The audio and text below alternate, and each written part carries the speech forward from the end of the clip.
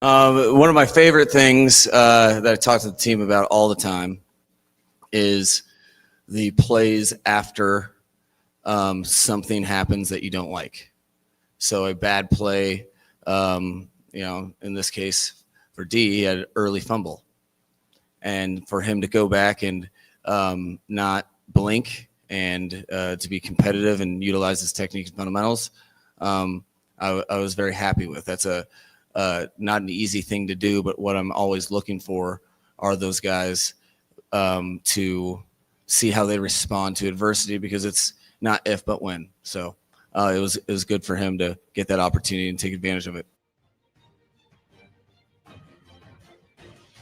All right, a little bit of Mike McDaniel after a week up in Detroit, couple of practices and a preseason game. Boy, there's a lot to it, and I would just say on behalf of our fan base and everybody that might have watched or listened to the game, 22 penalties, 3 penalties picked up, and then the new IHawk system. How's that working, NFL? How's that new IHawk system, better known as the virtual measurements that everybody's dying to see?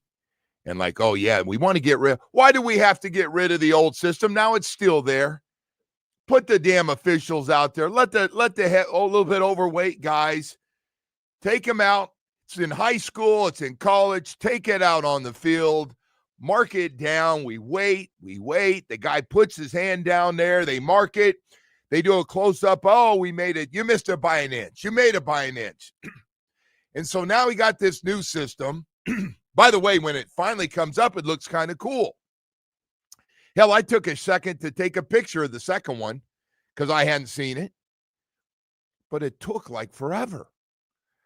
Like, okay, NFL, I know technology is a wonderful thing. I know technology is a wonderful thing. But, man, that took a while. As I say good morning to you on Monday, and I'm already whining about the first down marks. Anyway, we say good morning to everybody, man. A lot of stuff to get to here. As hope you had a great weekend. And I know I got back late Saturday night. Glad to catch that last plane out. Did an outstanding job by a couple of people. So the game went, actually it caught up a little bit because it felt like a 4-hour football game with, this is what happens. You got a lot of guys from 60 to 90 on the roster. They're playing, and, a lot of penalties that shouldn't happen, that rules have been in since they were little guys just starting off playing tackle football. And, the rules have been the same forever. So it wasn't like there were a bunch of new rules. And there was just a lot of penalties. Some guys, I'm guessing, got a little tired. They played a lot. And it so got a little ugly. But so now, this is just my world, and I want to get my world out of the way this morning. So we're going, this is going to be a tough one. And I got to tell you, those the ladies working with us, Brooke and Grace, bust their butt, along with the people at the top, to get our bus out. See, we weren't on the team plane. It was packed, and we'd already we were up and back on our own. So I've never seen a bus driver drive like that. I gave her a big hug. I didn't go too far on the hug, everybody, but I gave her a big hug. And we were getting off the bus, said that was the greatest job ever. We had a police escort, and we opened up the freeway, man, to get there. And it was just outstanding. Then we got a little delay. You have your little delays at the airport, which gave you a combination. So I actually had the time to catch a beer before I even jumped on the plane. So good trip. And we got one more to go. Jacksonville at home.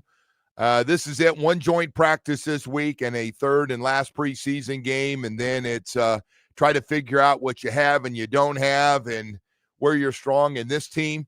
And this is my eyeballs. I'm not doing the Pro Football Focus, and I saw everybody had the grades out. I know our writers like that, and that's a big thing. And then a lot of us as fans, we work off that. And I try not to, because it's not going to be perfect football. And you look for splash plays guys are making, and you look for things they're doing, or if you see same guys struggling and all those things. So I don't know. Listen, man, you're going to have that in preseason. You just are. It's going to be both ways, and I just don't read into it a lot. But we got some positions that are really strong that you feel good and you go, okay, that's good enough to win. And you have positions that you're going, okay. So I got to start with this because we beat it up. And now sometimes we beat it up just because everybody else, it's a cool thing to do. The offensive line pass protection was so much better in that game than I thought. I thought both our quarterbacks were going to have to, Zach Wilson and Quinn Ewers, going to have to get rid of the ball in like the first 2 seconds, like get it and get it out. And they actually had a lot of time to throw against their 2s and 3s and our 2s and 3s.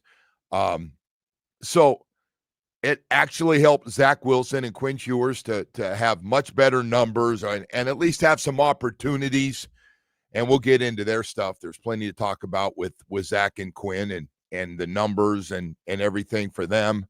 And we'll talk about some things I liked and I didn't like, and the coach talking about bounce back. And after a guy has a bad play, do you let it affect you the rest of the game, or do you bounce back from it and have a hell of a game? And that's what Eskridge did. End up having a really good game. As we're trying to figure out who the fifth receiver is going to be on this team and all those type of things.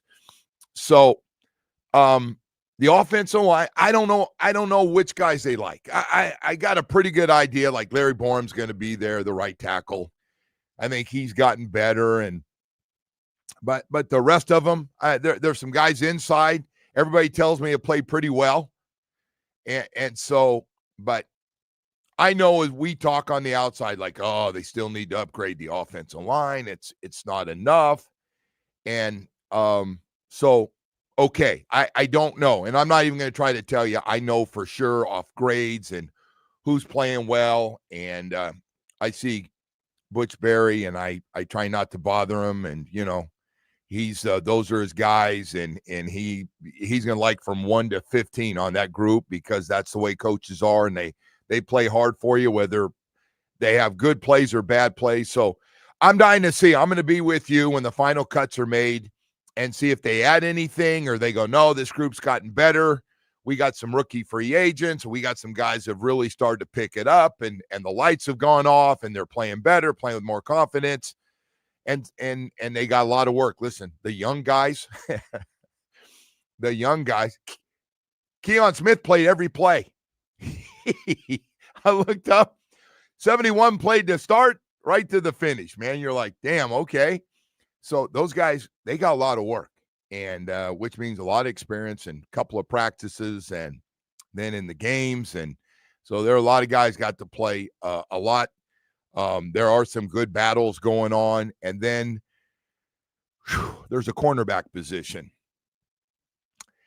I was really pumped because I thought Ethan Bonner was coming on and was moving. Not everybody agrees with me, but again, we all watch things differently and we listen. And I thought Ethan Bonner was kind of moving into the number 2 spot with Storm Duck as your top 2 guys.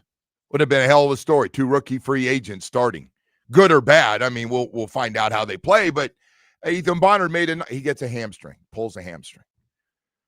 You're like, and listen, part of this thing, this evaluation that you have to do, it's a combination of health, production, consistency, and that position has just not had it. Health, production, consistency, it doesn't have it. And your eyeballs can tell you when you watch. It's not like, well, I don't know what you're watching. No, I know what I'm watching. And I know, look, everybody can draw back and play zone and then reaction off the zone and, is part of this thing. But at some point, some guys, you got to play man-to-man. Got to play man-to-man. They do one-on-one drills. We play bump and run. Everybody has them. We get to see them. And it's a real difficult situation.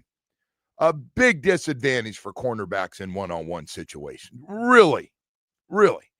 And I have, as I've gotten older, more appreciation for how good Sam Madison and Patrick Surtain were watching those through the years in bump and run.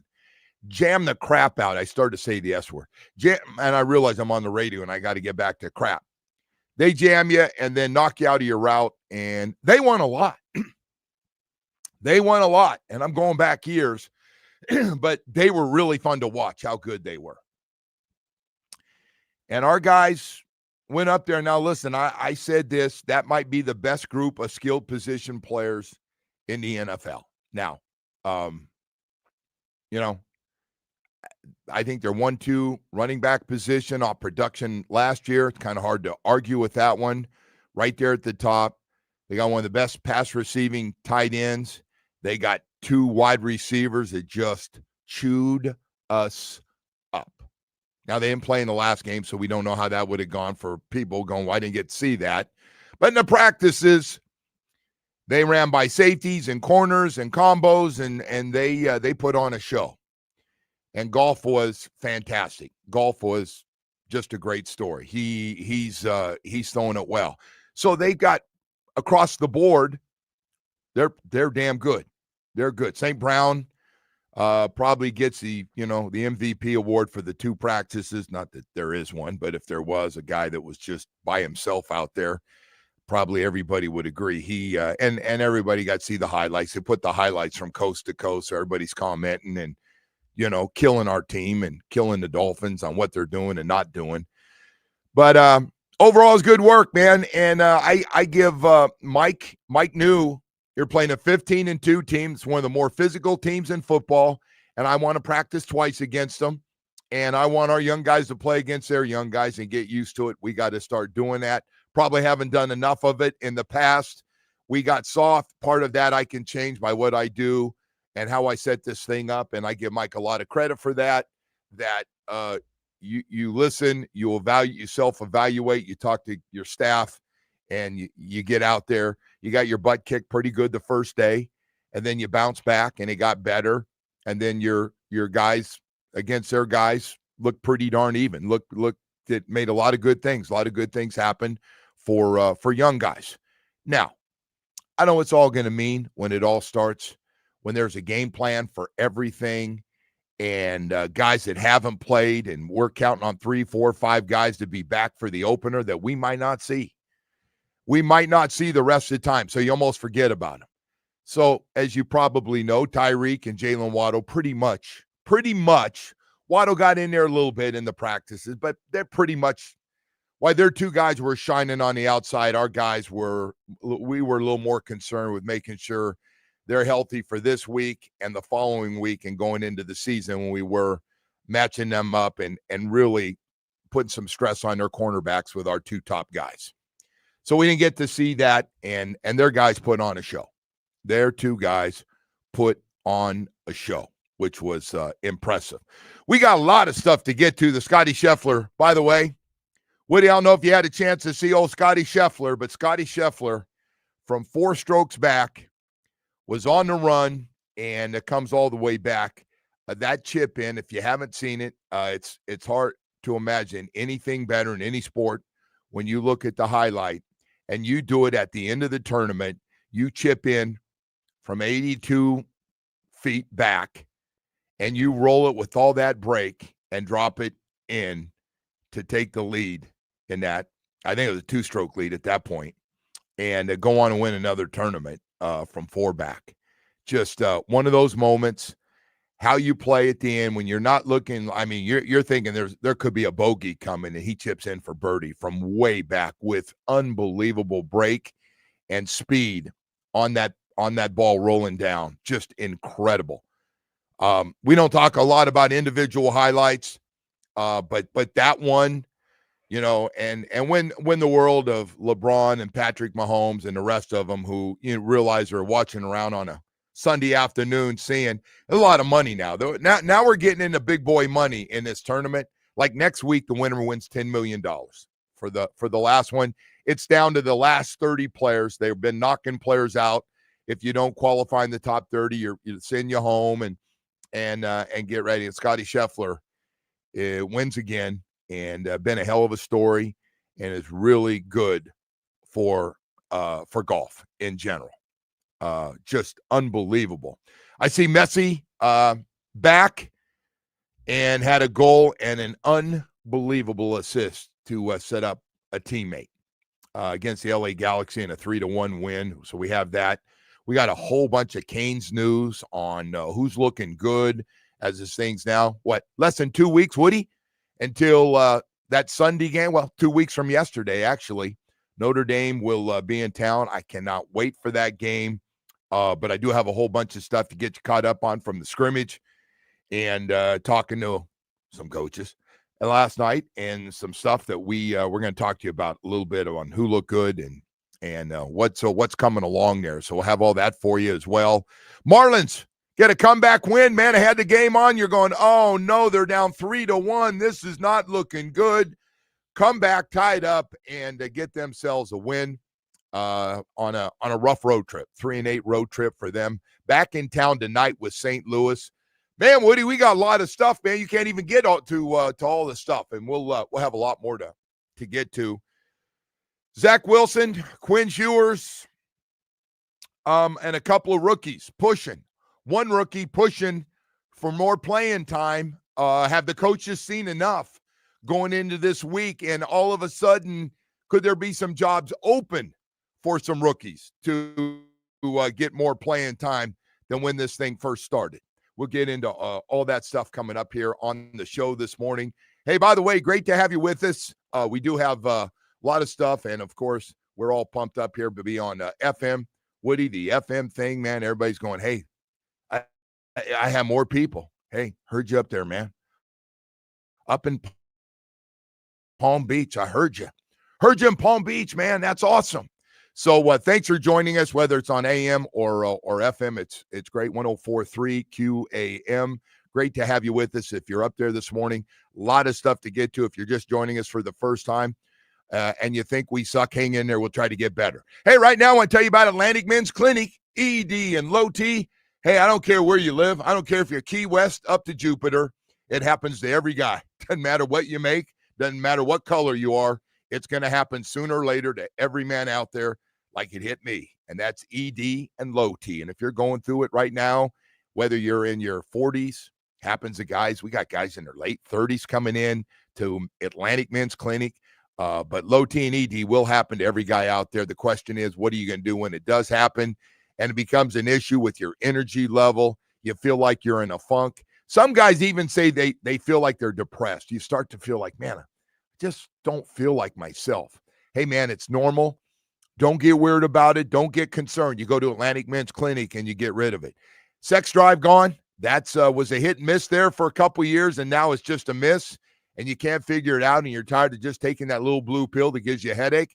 Well, if you're going through all this stuff, Atlantic Men's Clinic, I'm telling you, 14 months ago, got on the program, going through all that stuff that I just talked about. That was me. Got the PSA test done. Met with their professionals, put me on a program. I signed off, and we are off and running. I got to tell you, man, I feel great. Just more energy to work out, which means I'm not gaining weight. Keep my weight down to where I want it. On top of that, my sex drive is back. I don't know how you feel as you get older, man. And you got to make the decision. If you're fine with the way things are right now, great. But if you want to make some changes and feel like you used to, they have 7 locations in South Florida to serve you, including a brand new location in Hollywood. Call them today, 877-455-7300. Set up that first appointment. It's the most important one. Put you on a program that's for you, not me, not Woody, but for you. Visit AtlanticMen'sClinic.com. Do it today.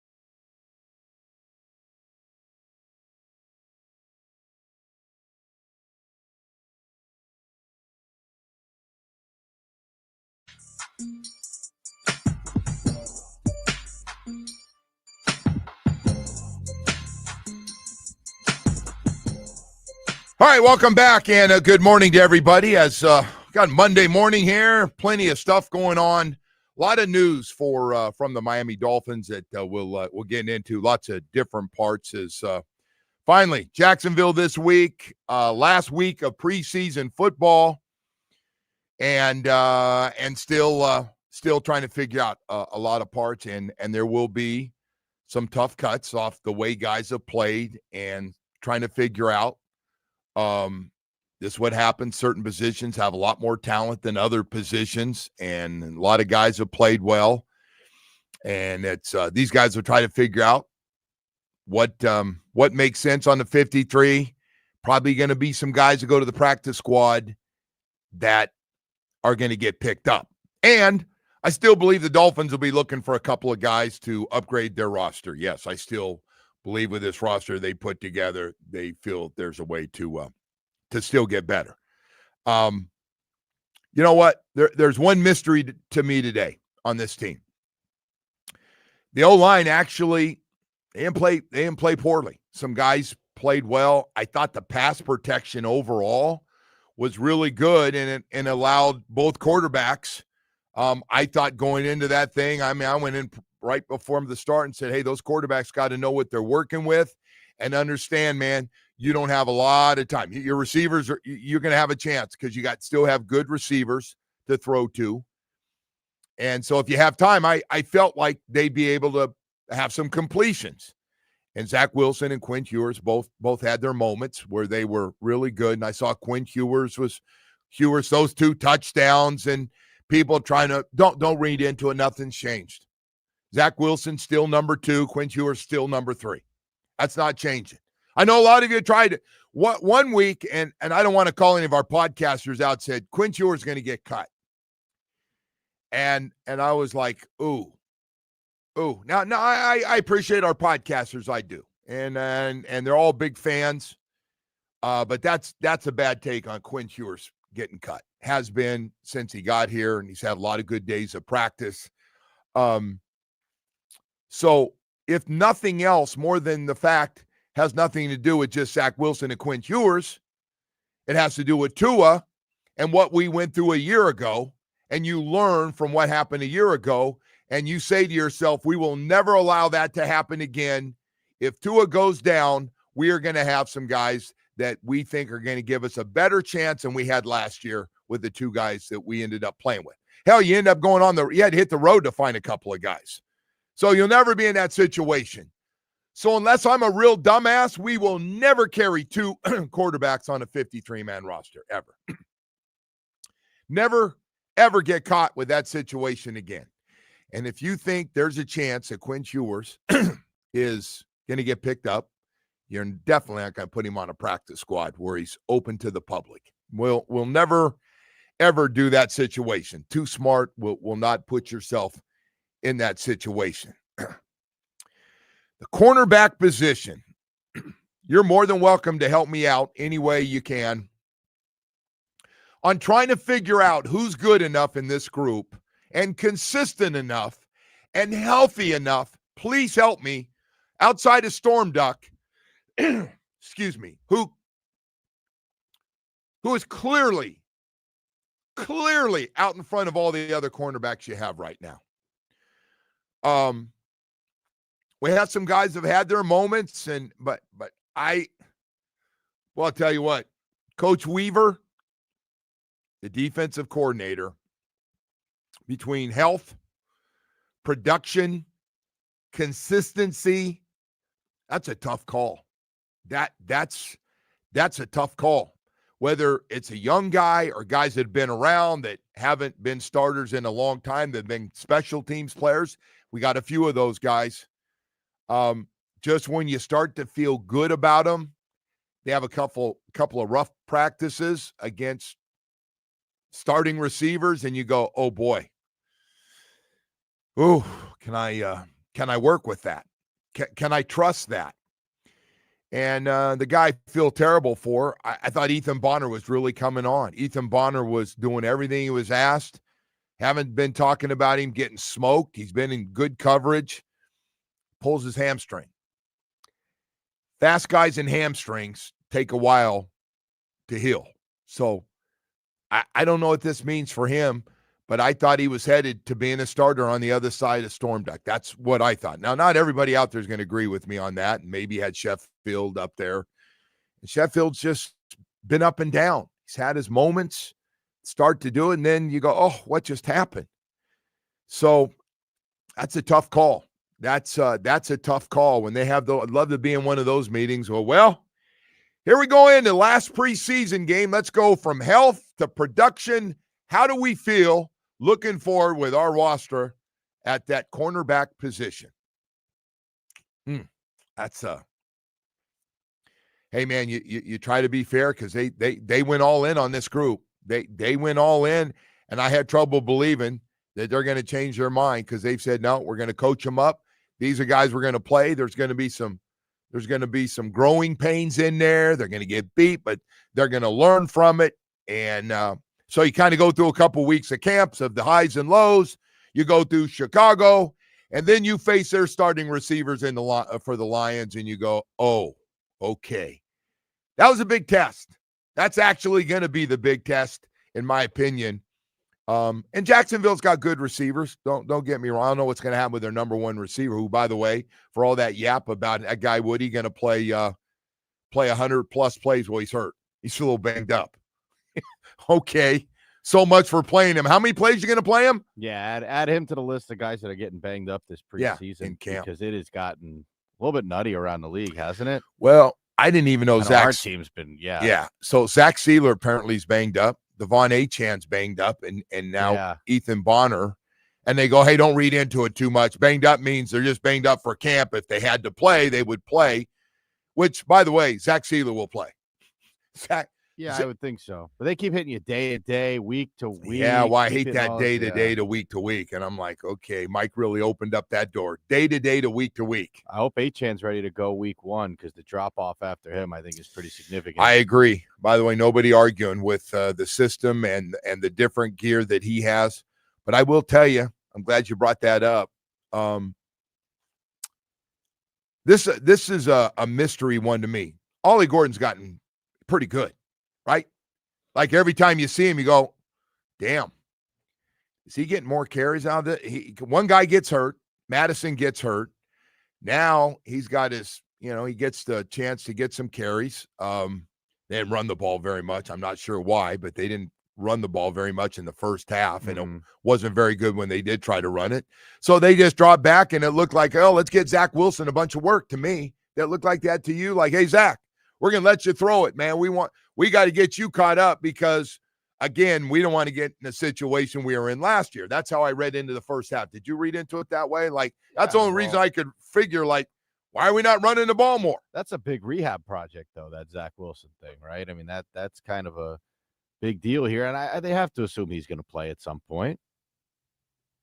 Right? I mean, I know you approach you hoping that your starter can go the whole way, but they got to think Zach Wilson's going to play a role on this. Yes. In this thing, right? So for that reason, when everybody at halftime goes, hey, can you explain why they're not running the ball more? And I go, I'm guessing the game is, hey, we got to get Zach some work. Like, Zach's got to get some things. He's our guy. And we can't take a chance. He's going to play, man. I mean, you can't have your season fall apart like it did last year when he plays. He had some good play. He had some plays called back, but he missed 2 throws. Make no mistake about it. He has a deep post pattern to Eskridge, deep post pattern down the middle, little play action. He's got time to step up and throw it. And he got a big arm, and he underthrew it probably 10 yards, Woody. Yeah, and look, they're going against, not going against starters most of the time. So yeah, it's kind of concerning. And Eskridge is a guy that played for you last year, and he was good. Listen, all those guys were thrown to their top guys that gave them their best chance and plays that have worked. And it just was way underthrown. And then he missed a guy in the end zone who's wide open, breaking to the outside. And I mean, he could have put on the money because there was so much space, and he threw it out a little bit too much in front. But that was, just a chance to make a couple of throws. And So I guess you come back, and I'm hearing everybody, well, maybe next week we need to let Quinn Ewers get, and I go, no. If Zach Wilson's your guy, he needs to play some more football. Keep playing him. Keep playing him. And I don't know if Tua, everybody wants to know if Tua going to play a little bit next week. He doesn't need to. I do think the backups need to keep playing, but yeah, I think you're right. If Zach Wilson's the guy, which I guess he is at this point, right? Like, yes. you need to get him as much work as he can. I think that's important. Well, he got thrown a lot in the first half. I mean, he threw the ball a lot. He dropped back, and it wasn't just dump offs, right? He had some different things. There's actually a lot of nice looking little play action in there to freeze everybody a little bit and buy some time. But yeah, he'll go home and he'll have a couple throws and go, damn, I got to make those throws. That's in the red zone. You got a touchdown and then one down the middle of the field. With that big arm, you just got to let it rip, get it out. I don't know if it slipped out of his hand a little bit, but really underthrew it by a lot. I will tell you, it'd be nice to come in here on Friday and talk about they outplayed the Jags in that joint practice, right? Because that is the kind of team that I think will be right around 500, give or take, right? Yeah, I don't know, man. To be every like year, what that team's kind of all about, right? I don't think if you look at those, the Dolphins and the Jaguars, I think people probably think they're going to be relatively similar teams, right? That's kind of the perception here. Yeah. Listen, they're going to have one practice with them, and then the game. I'm curious. I have no idea how everybody's going to treat. I don't know how much the starters are going to play because the starters sat out completely. Well, it'd be nice week to 2. see them sit, to be quite honest, Joe. I don't want to hear any more guys are week to week going into the season. Yeah, how but many more guys can you lose? Yeah, well, so my take is, and maybe I'm wrong, maybe I'm thinking old school, but most of those guys, not Ethan, I mean, pulled a hamstring. If he's playing next week, probably wouldn't play. But Sealer and I feel like Achane probably would be back. Listen, you want to get off to a good start. You do everything possible. They got a few weeks, and they're counting on 4 of Austin Jackson. They're counting a whole bunch of guys being back for the opener. So that's the thing. By the way, the mystery man I didn't get to, and we got to go to break here. Jalen Wright. So first of all, I feel like every time he carries the ball, he's getting hit in the backfield. Mm-hmm. And then I just, he's one of he was the big one from camp last year, right? Yeah. I mean, he was the one everyone was raving about. And they were pumped about him. Like, coming out of camp, they're going, all right, this Jalen's going to be the guy. And he's probably one of the 5 fastest guys on the team. He's a former track guy. He's a former track guy in college. So he can run. I mean, we haven't had a chance to see that breakaway speed like we have on all the other guys we've said are really fast. We've seen like, oh, yeah, we've seen it, 70 yards to the house. We haven't seen it with Jalen Wright, and I can't get a read. I know he's fine. Ollie Gordon's a much bigger guy, first of all, at 225 pounds. But, boy, he just caught the ball nicely. He'd get more confidence. I'm curious when they go to those meetings and they go, anything change this week, guys?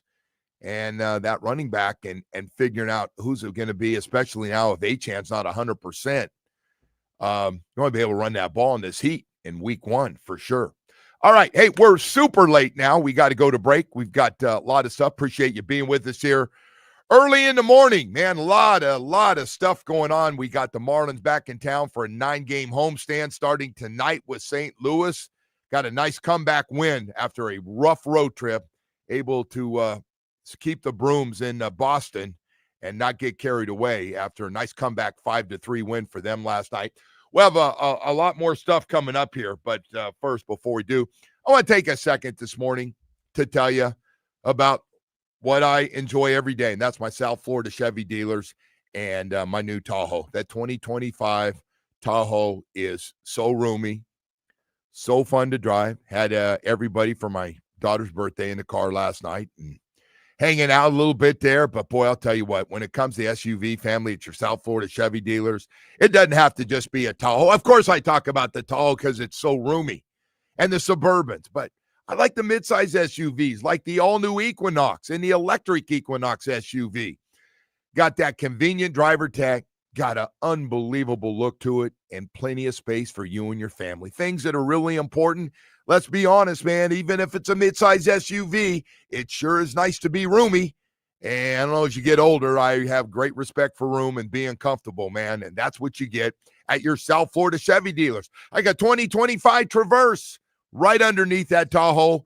Man, it's my favorite. It is, even though I'm driving a Tahoe, that little brother Traverse is fantastic. Spacious, comfortable, and not only that, but plenty of room for you and the family and all the cargo you need. Hey, and Silverado trucks, man, you can't go wrong. It's like they've custom made a truck perfect for your lifestyle. If you haven't been to your South Florida Chevy dealers and you're starting to look around and you didn't put Chevy on that list, make sure you spend a couple hours. Got 14 dealerships throughout South Florida.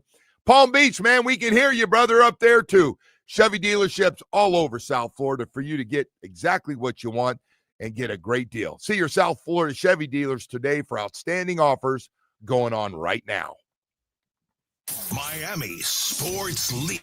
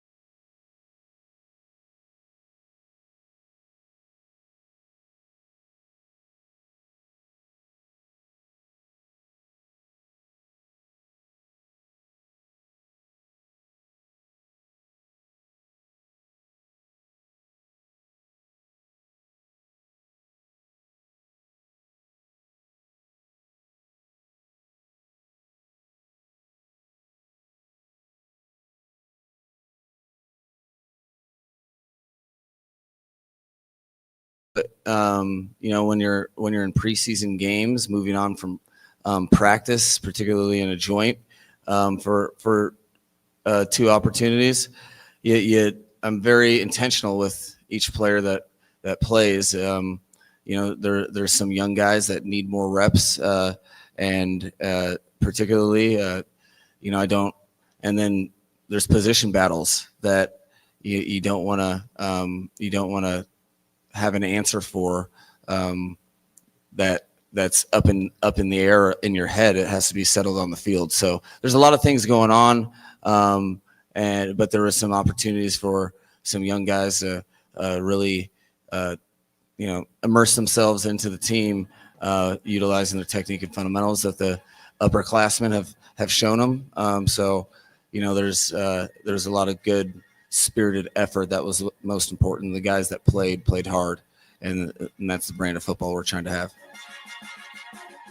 Mike McDaniel, after the longest road trip in the history of preseason football for the Miami Dolphins, on the road through Chicago, a couple of practice there, a couple with Detroit, and on the road. I'm guessing those guys glad to be back here in South Florida next couple of weeks before taking off for that opener against the Colts on the road.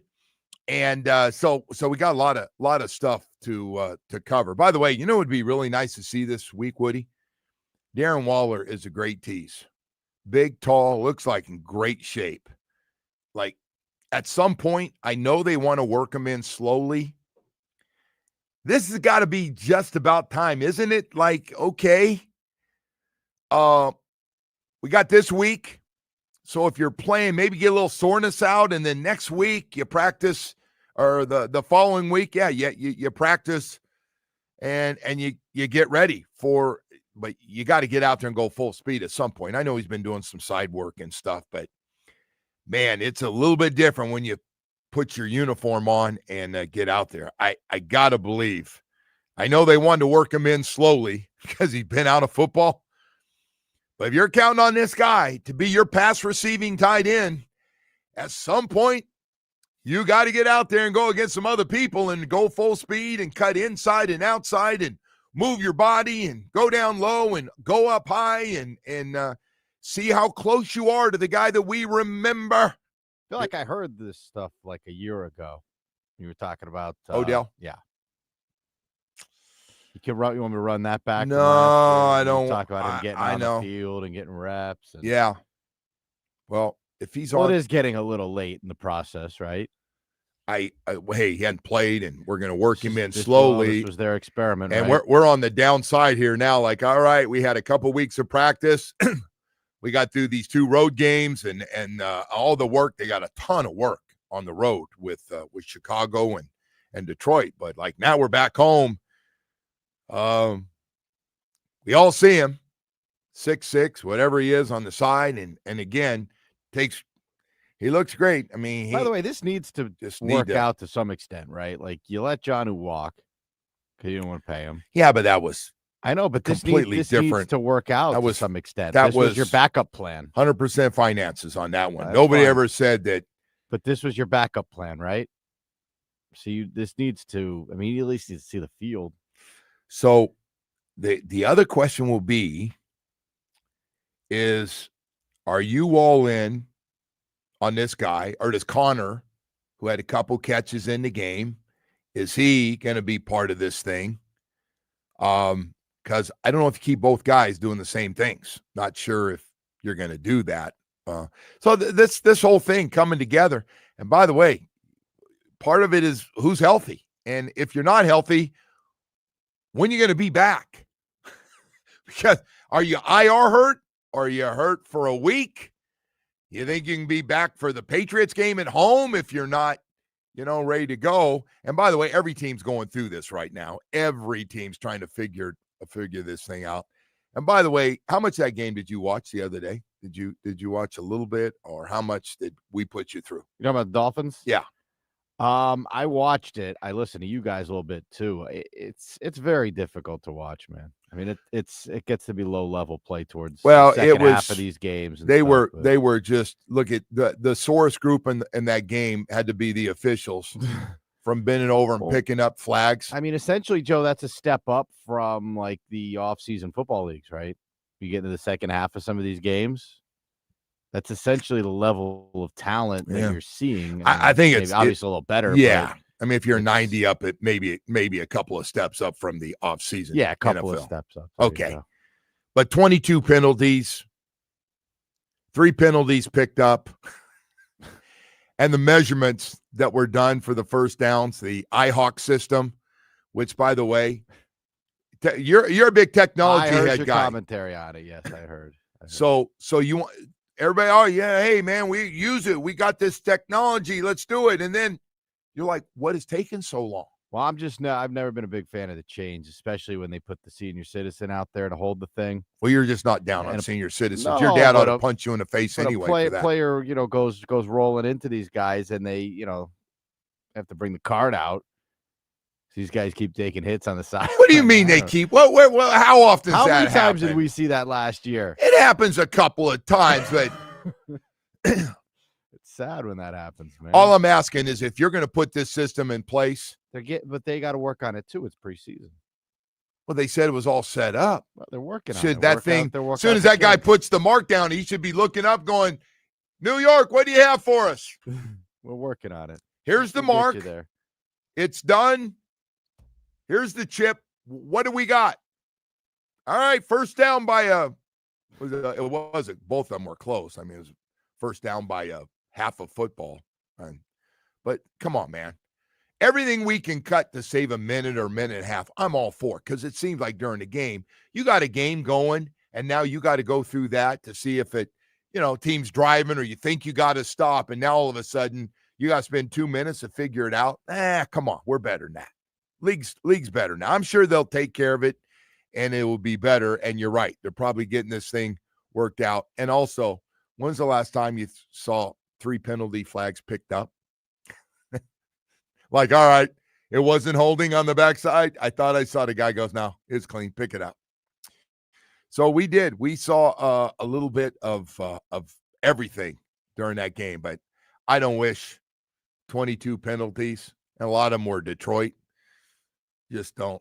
Guys not lining up right. Guys not covering each other up that we're supposed to. These fundamental things have been like, around forever. Hey, lucky you. You get to call another 4 quarters of that on Saturday. So. That's all right. It's a lot easier at home. Ought to be good. No. It's a lot easier at home. Yeah, you have to on a Saturday night versus worrying about catching planes, man.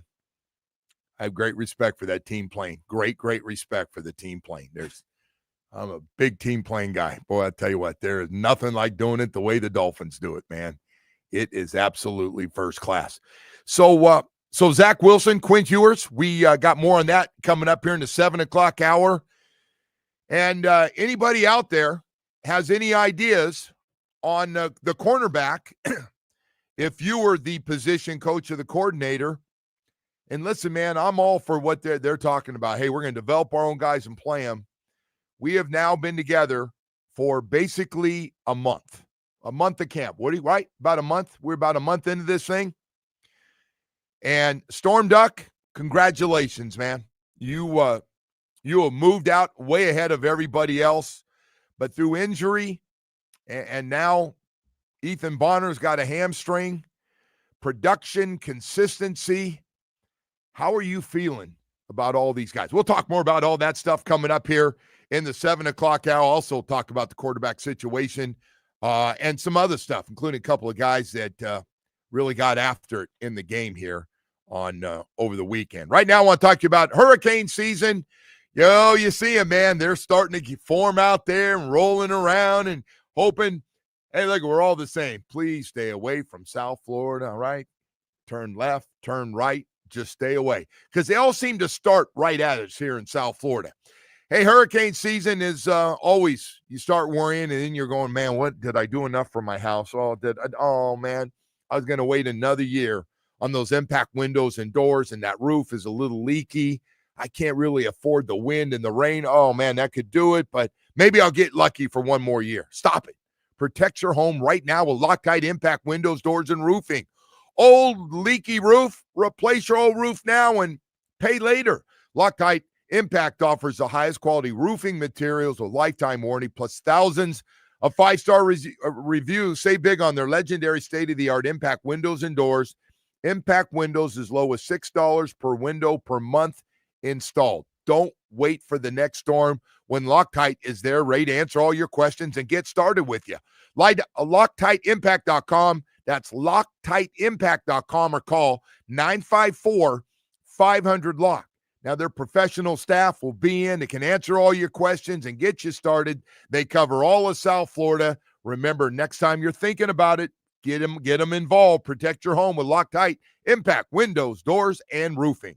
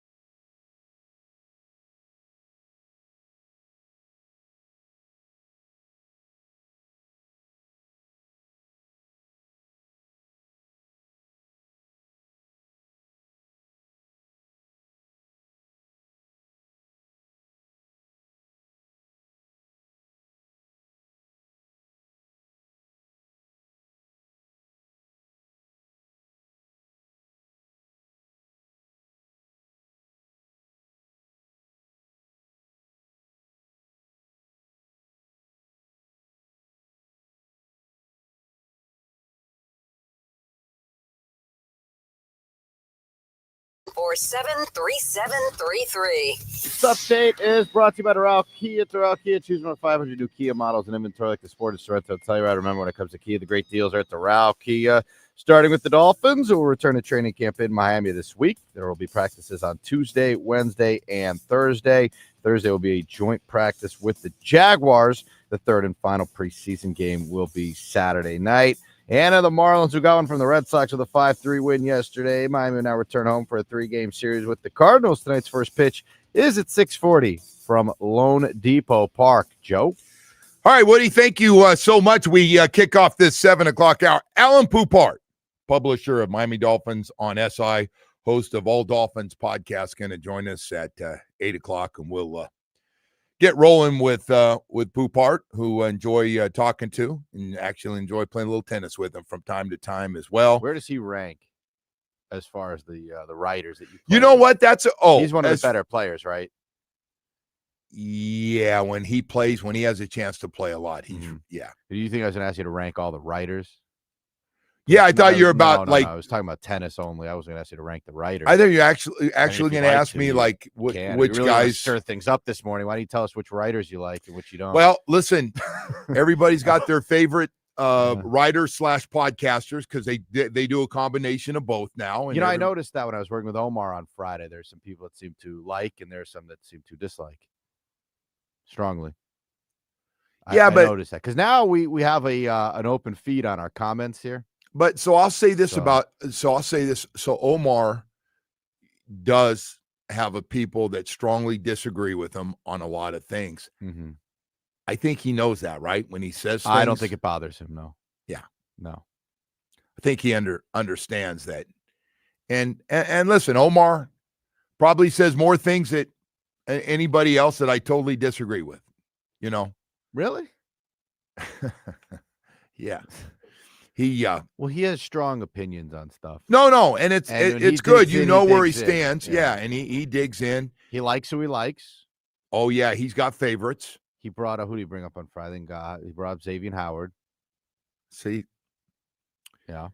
Hey man, you like who you like. No, and he thinks Xavier could still help this team. He's got a lot of good radio fraud in him though, which I like.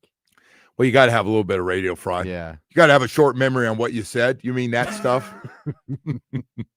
Hey, you know what? I know I never said this, but hey, I think this guy. So yeah, it's and everybody's got their favorites, man. I see the comments. Oh, you're the best, and that guy does. Oh, you're the only one who'll say this, and way to go. So the quarterback thing was kind of the headliner the other day, and it always is. Zach Wilson got through a lot of footballs in the first half. Quinn Ewers had a really good second half, completed a lot of passes, threw a couple of touchdowns. Zach had one, could have had a couple more, to be honest. Zach missed a deep post pattern down the middle with a big arm. If there's one guy I thought, we're going to put it out there and underthrew it, and he missed a guy in the end zone. Missed a guy wide open in the end zone, running to the corner or a crossing route where it's freeing up over towards the corner, and there was nobody around him. He got the ball out just a little too far in front. I'm sure he'd like to have both those back. But how has he been, though, as far as like your expectations? Did you expect this to be like a Sam Darnold rehab job? Like that's a great question. So I knew about his strong arm because when he got there with the Jets, I go down and watch him. You don't get drafted there without an arm. Right. Okay. He can do some things. So I thought, and I have learned that it's going to take a while to learn this off. I am convinced this offense passing is made for Tua and nobody else. And the other guys got to work a lot harder at it, and it doesn't happen overnight. Zach not playing at all last year really hurts him, in my opinion. He hasn't played really since the Jets. Mm-hmm. He played preseason last year for Denver, if you want to throw that in there. But they're definitely getting him ready to be the backup. Definitely. And he needs to play another half this week. He needs all the snaps he can get. He got better. He got better in this game, and he looked more comfortable. So did Quinn Ewers look. You agree? Quinn Ewers looked a lot better. Made some good throws. Those guys could have had a couple more completions, and guys had a chance. But I thought Zach could be maybe a little better. Okay. That's fair. I was getting around to answering your question. Because you thought Mike was going to like rehab this guy and Right flip away, some yeah. magic switch. And I did. I mean, it's been what, a month? So they do believe that Zach Wilson is going to be, if he has to play, is going to be better than Skylar Thompson was last year. Well, I would hope so. So the other thing that our quarterbacks, there's no game plan for him yet. It's just pretty basic, right? The blitzes, there were some blitzes thrown in, and Zach got hit up the middle, got the crap knocked out of him, and didn't see it. And the ball went up, popped straight up in the air. Could have been a disaster. So you're not really game planning for that. A lot of your young guys up front haven't seen a lot of that stuff yet, I guess. So anyway, but we're going to keep both those guys, and they got a couple weeks to keep. The game slows down. I noticed the game kind of slowed down for both guys. I honestly, Zach Wilson, Quinn Ewers were in a good situation because I thought the pass protection was really good overall in that game. Did you notice? Yeah, no, I agree. I'm not saying the run blocking, even the run blocking end of the game, they opened up some nice holes. So I guess the O-line is getting better because the pass protection going against 2s and 3s against their 2s and 3s gave those guys a chance to look good. Yeah, well, good news is probably couldn't have gotten a whole heck of a lot worse than we saw early on, but so Zach is number 2, Quinn is number 3, and they're both going to be on the team. And they're going to be on the team, so you can stop trying to cut Quinn Ewers when he doesn't play, or because the uncertainty of Tua staying healthy. Yes. They can no longer just go, hey, we're going 2 guys, you got to stay healthy. They're not going to do that. And they're making a real effort right now to get Zach Wilson ready to go. And Quinn Ewers ready to go because he'd be the next guy up. And by the way, you go, well, that's kind of, you want to see how many quarterbacks? I can go back and show you how many quarterbacks. You make it to QB3 this season. Yeah. You're in tank mode essentially, right? We're playing with fire. Because that means your offensive line's a disaster. Then you go out and you pick somebody else up to come in. Then you just start talking about draft picks early. That's when we start calling Tony Pauline like a month into the season. Yeah. And start going top picks. Yeah. What's the quarterback class look like and all that stuff? We don't want to get there yet. No. So the other one is that we've talked about this morning and all over the place. We got some really tough decisions are going to be made. Really tough because you're in really good shape. The defensive line, you're going to most likely keep all 3 draft picks, right? I would imagine they're going to keep them. By the way, Jordan Phillips looked unbelievable. He really is playing well. So that's the strength of your team, right? That's it right there. Those young guys look like they do well. We asked about the identity of the team. That's got to be it for now, right? Yes, and Ollie Gordon has come on. I don't know if anybody's really surprised. He led the country in rushing 2 years ago, and last year, whatever reason wasn't, but he's back running really hard and looks like he's getting more comfortable.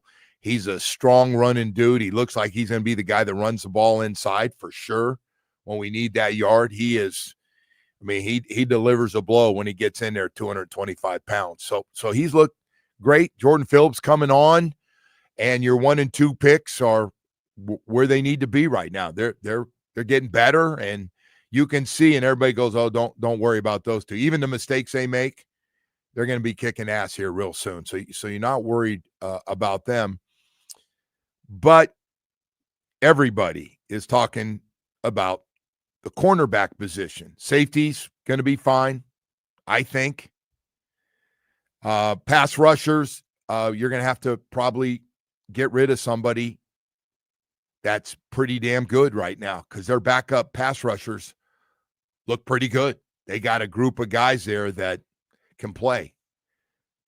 But the cornerback position right now, outside of Storm Duck, you ever think that, Woody? We would say Storm Duck is 5 starts last year, whatever it was. He's a guy. He's like Storm Duck has been consistent, came in and said, hey, fellas, there might be some open competition. Ain't going to be my job. And now we're looking for that combination of consistency. And you got to be on the field to have consistency too, right? And nobody's getting hurt on purpose. But you also, you got to be productive, man. You can't get beat. You got to be able to trust guys. That's been part of this thing the last couple of years. Hey, can we trust you? Well, it seems to me like it's going to come down to the defensive line. And if teams have time to throw, the Dolphins are going to get picked apart. Yes. Right. That seems to be how this is going to go down. So I think the other thing that he's going to drop into a lot of zone. He's just not going to put somebody in a situation where they're playing man-to-man with no help. That's not going to happen. They're going to have safeties helping. They're going to double some guys, and the zone coverage, honestly, has got to get a lot better, too, from what we've seen from the other guys. That thing's got to tighten up. Just because you mean zone and you drop into different areas, your eyes got to read the ball better and get a better jump on the football and get closer to some of the receivers that we've watched run around so far. I just hope they have one hell of a game plan for this Indianapolis game, man. I mean, this game has such a big feel to it for an early season game. Yeah, no, I agree. There's just huge to me. But this first game of the season. That's the kind of team that you have to beat. Nobody's going to be talking about what happened in Detroit. Nobody's going to be talking about what happened in Chicago. No. Nobody's going to be talking about Jacksonville this week. All anybody's going to be talking about is your game plan and how your guys play against the Colts. And Woody, I am with you. All of a sudden, this has become... Well, you're going to see what Mike McDaniel's made of, right? Like, he's had a long time to prepare for this game with the personnel that he has. Yes. This is the one, man, because if you can't go on the road and beat Indianapolis, I think you're going to have a real tough time with New England and Buffalo coming up right after that. I think you just need, first of all, you get confidence with a win, but you need to put your absolute best game plans. Are already, I'm sure, working on them, have been working on them, trying to. Oh, yeah. And you got to beat that. They got to have something for them, right? That thing, there's still that competition, that quarterback competition looks like. Yeah, it's ugly. It's going to go down the wire. You got to get after those guys. I agree. And that's really all that's going to matter here. Get a little confidence for going into your home opener back here. Because no one respects this team right now, right? No. I mean, this is one of the most disrespected teams in the NFL. And they see everything. I got to tell you, I've never seen in all my years doing this, the reaction, and I wasn't there, the reaction that came out of Detroit for that first practice and the way it spread when my buddy called me and said, hey, they're all laughing about how bad the Dolphins were in that practice on KNBR. And I went, yeah, really? He goes, yeah, I was thinking about you. Are you there? And I go, no, I wasn't there. But, I know what everybody's saying about it. And then with that, they put all the St. Brown highlights, right? He's got better the second day, though, at least, right? No, I think, listen, you get beat like that, there's a little pride when everybody comes back. Yeah. And all the guys are sitting together in the hotel going, we got kicked around. But none of it matters. And the other thing, Joe, I will say is Mike's offense got very stale towards the middle to end of last season. He's got to come up with something big for this Indianapolis game, because you're going to see what he's made of as a coach, as an offensive coach, right? Hey, man, he's not his thing. He's an offensive guru. You are right. I mean, his biggest thing is not to say that everybody figured out my offense. His biggest thing is to get back and find a way to get Waddle and Hill back involved in this offense. And that doesn't. They're whining after game one about the too deep. Yeah. First of all, you'll go just bonkers. That won't happen. That won't happen. I think they're going to come up with something for that team. I really do. You can't allow too deep to affect guys. It's just not going to happen. Not going to happen. All right. Hey, Woody, we got a lot more stuff to get to here, man, this morning. We just getting rolling here and kind of hitting every part of this thing, and with the Dolphins and Jacksonville this week. I believe one of the practices have been canceled for the fans, but I know the one practice with Jacksonville is open to the public. That's one of them. And then I believe one other practice will be, I'll try to get you more information on that. I'm not sure about all that stuff, but we'll have more on that. Hey, right now I want to tell you about Cliggy's Carts. featuring Royal EV golf carts. Man, these bad boys are awesome. I was talking about them before. They moved up to Palm Beach. We're now up there in Palm Beach. Hello, Palm Beach. Nice to have you with us. They got the 48 and 72 volt lithium battery options. And they're designed and engineered to be the leader in quality and safety with aluminum frames, no rust. The aluminum frames, if you don't have aluminum frame with the heat and everything else, you don't have to worry about that, man. They are just so cool. Adjustable front seat, and they're 6-seat models. No one else offers that. Custom paint jobs before you buy it, after you find which one you want. They'll custom painted, whether it's one of your team colors, one of your favorite teams. They got the sound bars, the LED lighting. Cliggy's carts are located in Okeechobee Steakhouse on Okeechobee Boulevard in West Palm Beach. I want you to call 877-Cliggies or visit CliggiesCarts.com. That's Kliggys. Cliggies, man, they are slashing prices. I just tell everybody, I don't care where you are in South Florida.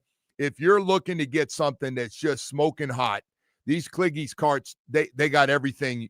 You're going to be shocked. All the goodies on these carts are fantastic. Like I said, they're slashing prices. Cliggies carts are just one of the coolest things, a digital dash. There's nothing like their carts.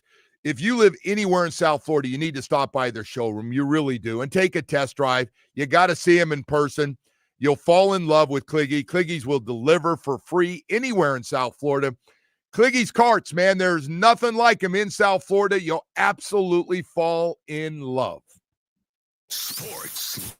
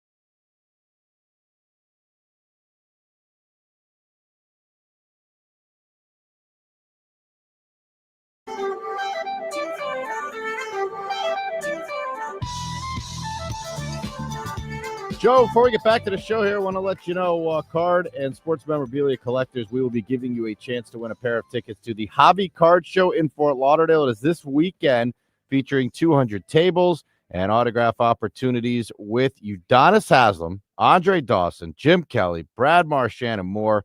Keep listening here. Joe will let you know how you can win. And if you don't win, you can go to the hobbycardshow.com and you can purchase your tickets. Wow. I know those are a few of your favorites in there. Those run that group one more time. You started with Udonis Haslam. I got Haslam. UD's doing great, by the way. Okay, Summer League basketball, doing all the ESPN stuff. And Andre Dawson. Hawk. The Hawk. Love Hawk. Jim Kelly. I know you're a big fan. Jim. Have dinner in a couple weeks. I know. What else? How are those dinners? They're pretty cool. Great. Yeah. Listen. Can you give us a little peek into what those are like? So Jim Kelly, of course, mm-hmm. and Danny are close. Those two actually of that class. And John Elway's in there with them. They just don't see him because we don't play Denver very much. But he sees those guys very close. They've been through, they've been together a long, long time, those two. And so they give each other a hard time. It's one of the most entertaining things of all time. Some of the most entertaining things. Somehow, that game with no time left, and he drops back here in South Florida and runs it in. You remember? Runs up the middle. They score and win the game. That game always gets brought up, not to mention everything else. Yeah. Nice. So, so I'll have those tickets for you later, the hobbycardshow.com, if you'd like to purchase and join us out there. I'm obviously going. You said Marchand's there too? Yeah. I think there's some other Panther stuff there too. That's as well great, during the, man. Weekend. But, wow. That's that's a fun group. I'm looking forward to it. I guess so. It's a big event for me. That's a big one for those guys to get. Card community. Is that all the same day or is that over a weekend? It's a weekend. It's a Saturday, Sunday. Yeah. Yeah. No reason to have everybody there at the same time. No. Split them up, get them out. It'll be. I'm guessing they'll get a good crowd out there, man. Hey, things are going well in the hobby. One of the cool things I saw over the weekend, I just saw Teddy Bridgewater and Tampa Bay playing at Pittsburgh. He threw a couple of touchdown passes. He just got there, throws a couple of touchdown passes. But Northwestern, who's got a great football team, by the way. I can't wait to see this Northwestern team play. And so before the game, they FaceTime Teddy. Coach goes, I got a surprise for you. Place goes nuts. Players go absolutely nuts as Teddy's talking to the team. I just thought that was really cool. One of those things, and you catch on social media. Hopefully that won't be some kind of penalty, right? And another suspension or anything from the Florida High School Athletic Association, and nobody will be upset about that. But I did want to bring that up. I thought that was a pretty cool moment. Hey, by the way, man, anybody with me? This Ollie Gordon, the second, is getting better and better. I can't figure out. It's a combination, and if you can help me. So Jalen Wright is the number 2 running back right now, right? And everybody's behind Devon Achane, who's a little nicked up, which means I'm guessing he will not play this week. So it gets down to Jalen Wright and Ollie Gordon, the second. Jalen Wright, he gets hit in the backfield, and it's not his fault. Seems like more than anybody we have. I felt that way even at times last year. And then when he runs, I don't know if it's bad luck, but I hear everybody say, oh, Jalen Wright's had a real quiet camp, or Jalen Wright doesn't look like himself. And I'm like, well, I don't know what to say, and I don't see every practice. But I'll tell you what, Ollie Gordon, the second, is getting better and better and better. Big, strong guy. He's your biggest back you have, 225-pound back. And going to be interesting this week. I am, we talk about open competition and young guys, and they've got some of the young guys from that draft class that that are getting better and better. But the big thing is, folks, we got to figure out what's going on right now. How many cornerbacks do you trust to play in a regular season game? Not in practice, not in a joint practice.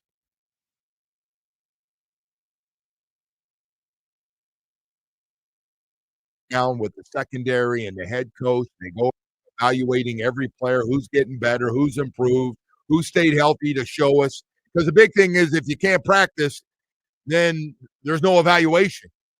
None. And that's been the case with Cam Smith, who was back and actually made a play in the game late, which I don't know how they feel about Cam Smith. To me, I mean, it can still be open because of players that just haven't been consistent or guys that are injured. It just allows other guys another chance.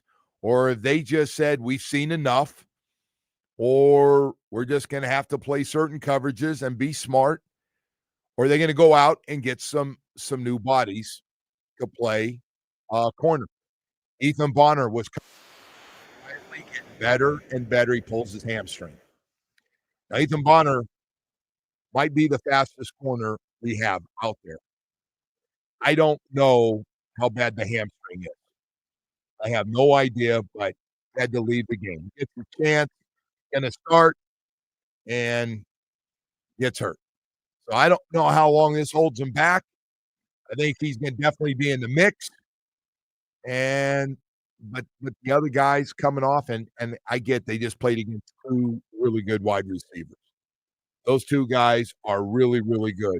St. Brown, and by the way, St. Brown is not one of the fastest guys, but Jamison Williams can fly. The guy on the other side can get out, and if you have a bad step, he will run by you too. So, but you're going to face some of those guys this year. So how much trust do you have in the big picture when this thing starts, when you got to line up and there's going to be a game plan and we are going after those guys? Who do you have? How much can you cover up and not give up your defense by covering up other guys and trying to help guys? I mean, all these things come into play. And I got to tell you, man, for me, I haven't talked about it today. I haven't talked about it, and we're getting ready to go to break. This whole thing that's going on with Jack Jones right now, I don't trust him. He was in pretty good coverage on some of them. It's not like St. Brown was running by him by 8 yards every time. I just don't. And I also felt that the Lions got under his skin.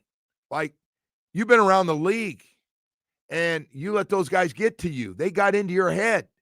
Like, you're already a knock on you. That you're not the most stable dude. And again, he's got all the talent in the world. I see it. I see him come in and out of break, run. I see things. I see him at times. But there can be a lot of trust. Maybe coaches have more trust than I do. Just sitting here every morning talking about it. All right. We got a lot more. We got Woody and Alan. Woody's we're going to have Woody's stuff coming up here, and then we'll have Alan Poupart join us. We'll talk to him about it, find out how he's feeling about everything after a week. And down the stretch we go, man. 1 week with Jacksonville, final cuts, a little bit of time off, and then we are off to the opener against the Colts. Getting off to a great start and going 1-0 is probably more important than I can remember the importance of winning this opening game.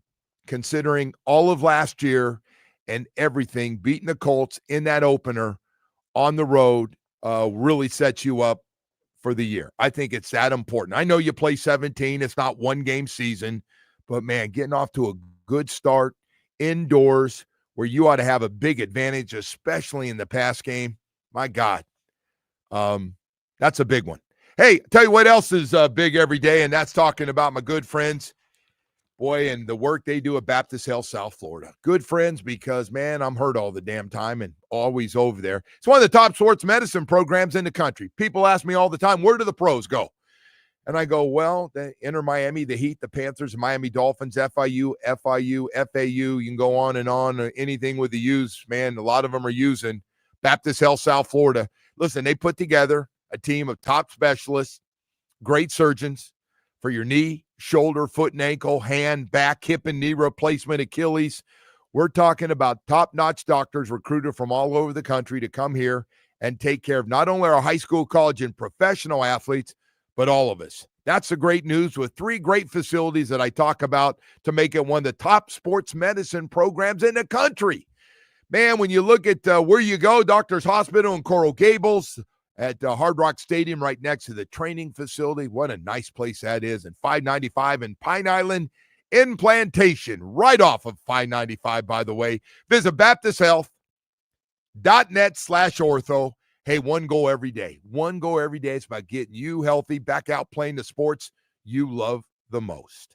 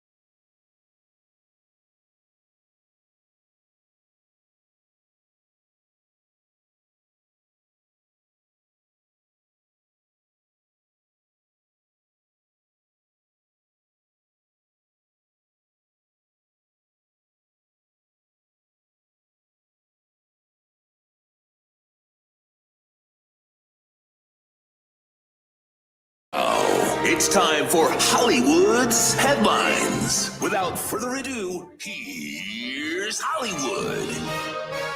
All right, Woody, what do you have for us here today? You got some good stuff, actually, man. Well, we'll try, Joe. Here we got the little bit of a mishap here, a broadcast mishap from a preseason game.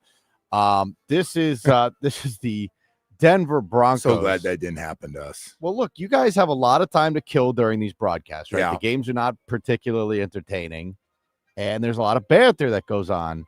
So I'm guessing your production team, Joe, sets up some banter and stuff, right, for you guys to topics to hit. Yes. Yeah, exactly. So they had this one during the Broncos game here, and we'll give you the quote afterwards here. But they flashed this on the screen and started talking about it. There's no doubt about that. He'd be fun to hang out with, and everybody gave Sean Payton some grief for saying he wants to win a Super Bowl. How about this?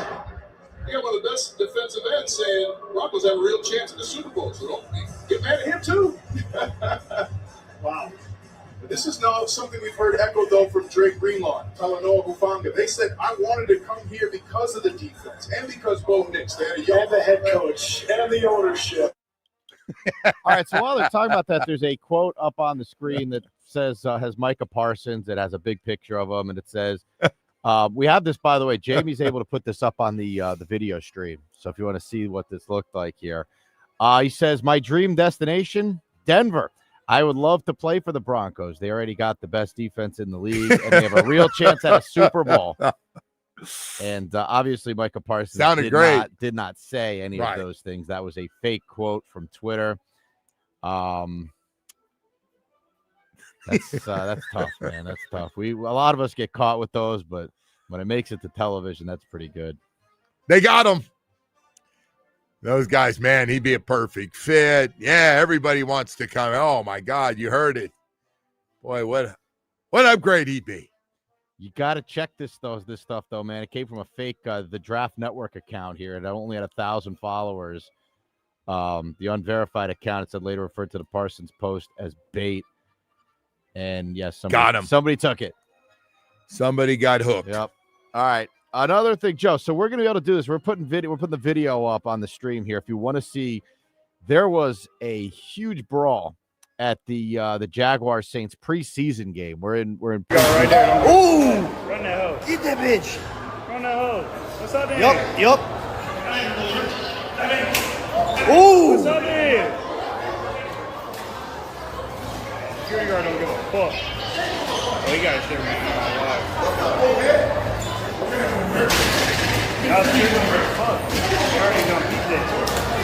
Oh, shit! Oh, shit!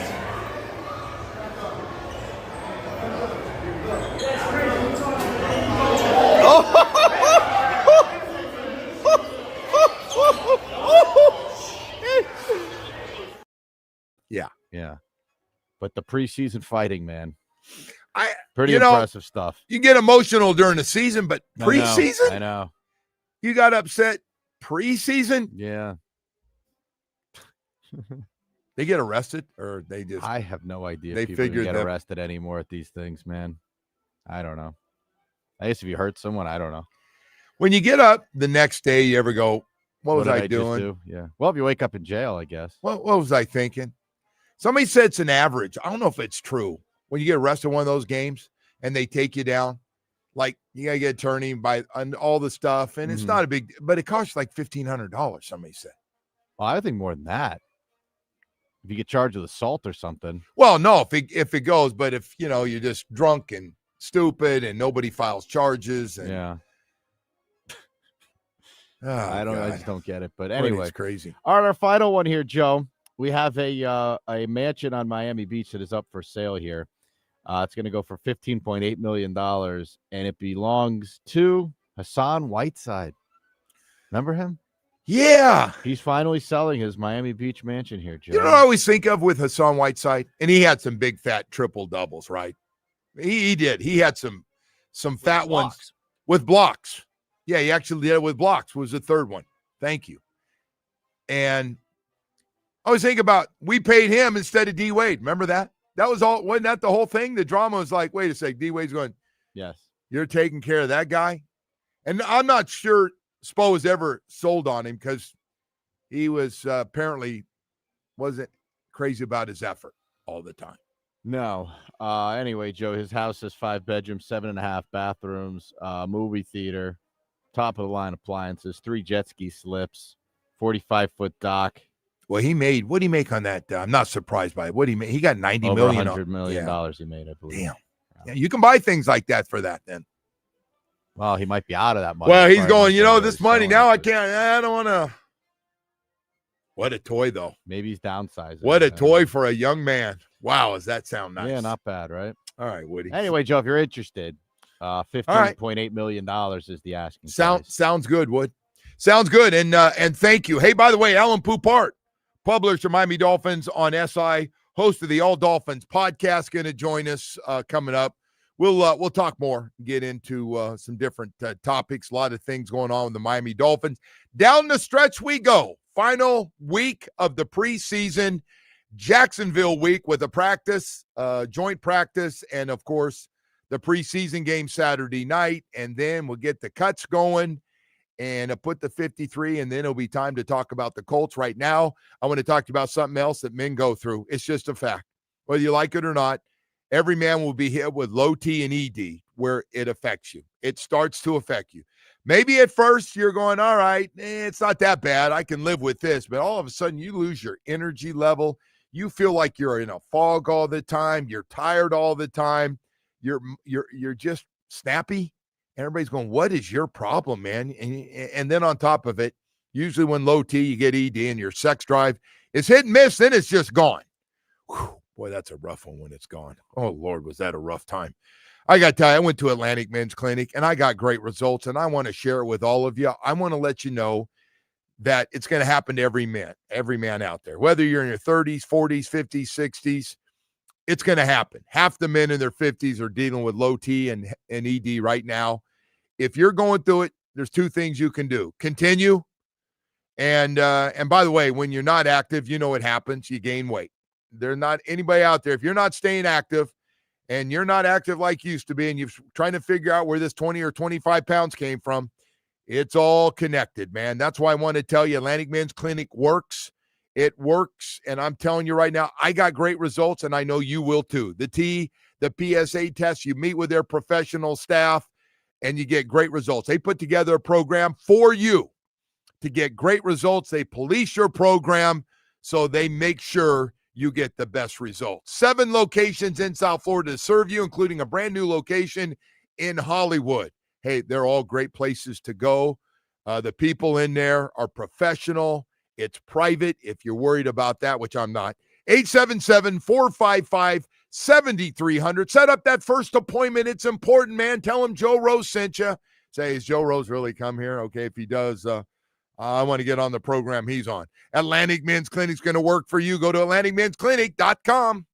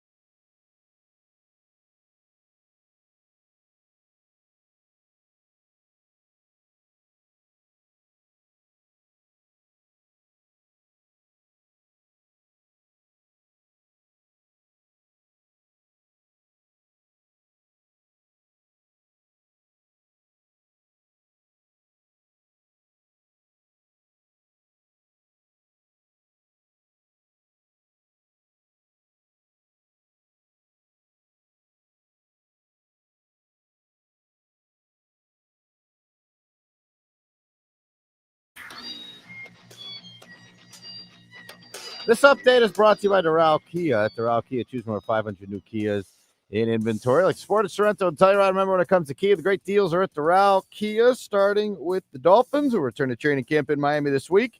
There will be practices on Tuesday, Wednesday, and Thursday. Thursday is a joint practice with the Jaguars. The third and final preseason game will be Saturday night. And to the Marlins, who got one from the Red Sox with a 5-3 win yesterday. Miami will now return home for a 3-game series with the Cardinals. Tonight's first pitch is at 6:40 from Lone Depot Park. The Joe Rose Show continues now. One of my favorite things that I talk to the team about all the time is the plays after something happens that you don't like. So a bad play, in this case for D, he had an early fumble. And for him to go back and not blink and to be competitive and utilize his technique and fundamentals, I was very happy with. That's not an easy thing to do, but what I'm always looking for are those guys to see how they respond to adversity, because it's not if but when. So it was good for him to get that opportunity and take advantage of it. Dolphins head coach Mike McDaniel there after preseason game number 2. It is time to head out to the Toyota of Hollywood hotline. Shop over 2,000 Toyotas on sale at one location. Toyota of Hollywood on 441 between Hollywood and Sheridan. ToyotaofHollywood.com. All right, Woody, thank you. Alan Poupart, publisher of Miami Dolphins on SI, host of the All Dolphins podcast, joins us this morning. So how'd you hold up? 22 penalties, 3 penalties picked up, and then throw in a couple of those measurements in the new technology of the iHawk system world that took like 2 minutes each.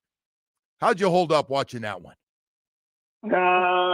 Got better in the second half, because in the first half, that was some butt-ugly football right there. Yeah, you're going to get that. Soon as all the starters or most of them, you go, well, get ready. Here we go. Hey, by the way, let's get into some of that. So there were 2 thoughts. First of all, I got this at halftime. We didn't run the ball. What was that all about? Like, we're not running the ball and we're throwing a lot. And somebody said, let's get Zach Wilson some work. He's a backup quarterback, and we got to get him caught up just in case number 1 goes down. And that's the only way I could read into it with it. And on top of that, I thought the pass protection on the offensive line was really good for both guys, Quinn Ewers and Zach Wilson. What'd you think? No, without question. And you didn't see those situations where Zach Wilson wound up hanging onto the ball like he did against the Bears. The other part of the problem with the running game is they did run 6 times, which is a very, very low amount. They got 5 yards. Yeah. Out on the 6 carries, which is ridiculously bad. And at some point, okay, do you keep working on it no matter what? Do you try to go to something that's actually going to let your offense have the ball a little bit more? And this is where maybe I'd like to see something positive happen for Jalen Wright in the preseason, because right now it's a rough go. So I talked about this morning. I don't know if you've been listening, but so I said, so Jalen Wright, either he does get hit behind the line of scrimmage. It seems like there's always a breakdown, a blitz guys comes through, or somebody gets beat, or he just gets stopped. I can't get a read on it, but I think we've all seen Ollie Gordon II has made a nice move. Do you feel like that thing could still be open for carries behind Achane, that it's still a possibility he can move ahead and get some of Jalen Wright's carries? Oh, we absolutely should. If we're going by the way each has looked this summer, absolutely. And it's not just the preseason games, even in training camp the whole time. And that's the thing, like Jalen Wright, the Dolphins gave up like a 3rd-round pick to get him last year with the 4th extra that they acquired. And he showed flashes last year. Then you see the post on social media in the offseason where he looks, completely cut and always fast to begin with. So you're thinking, boom, this guy's going to be in for a big second year, and just haven't seen it again, even in practice. And you made a very good point there. The thing that's troublesome to me is, he's getting really, really bad blocking in front of him, but he also doesn't make anybody miss, and he's not breaking tackles. Yeah. And we've seen some of that from Gordon, which immediately, to me, kind of should put him ahead. I do think, though, they're going to exhaust the idea of Jalen Wright as a number 2 before they move on to Gordon. But I think now it's a battle, absolutely.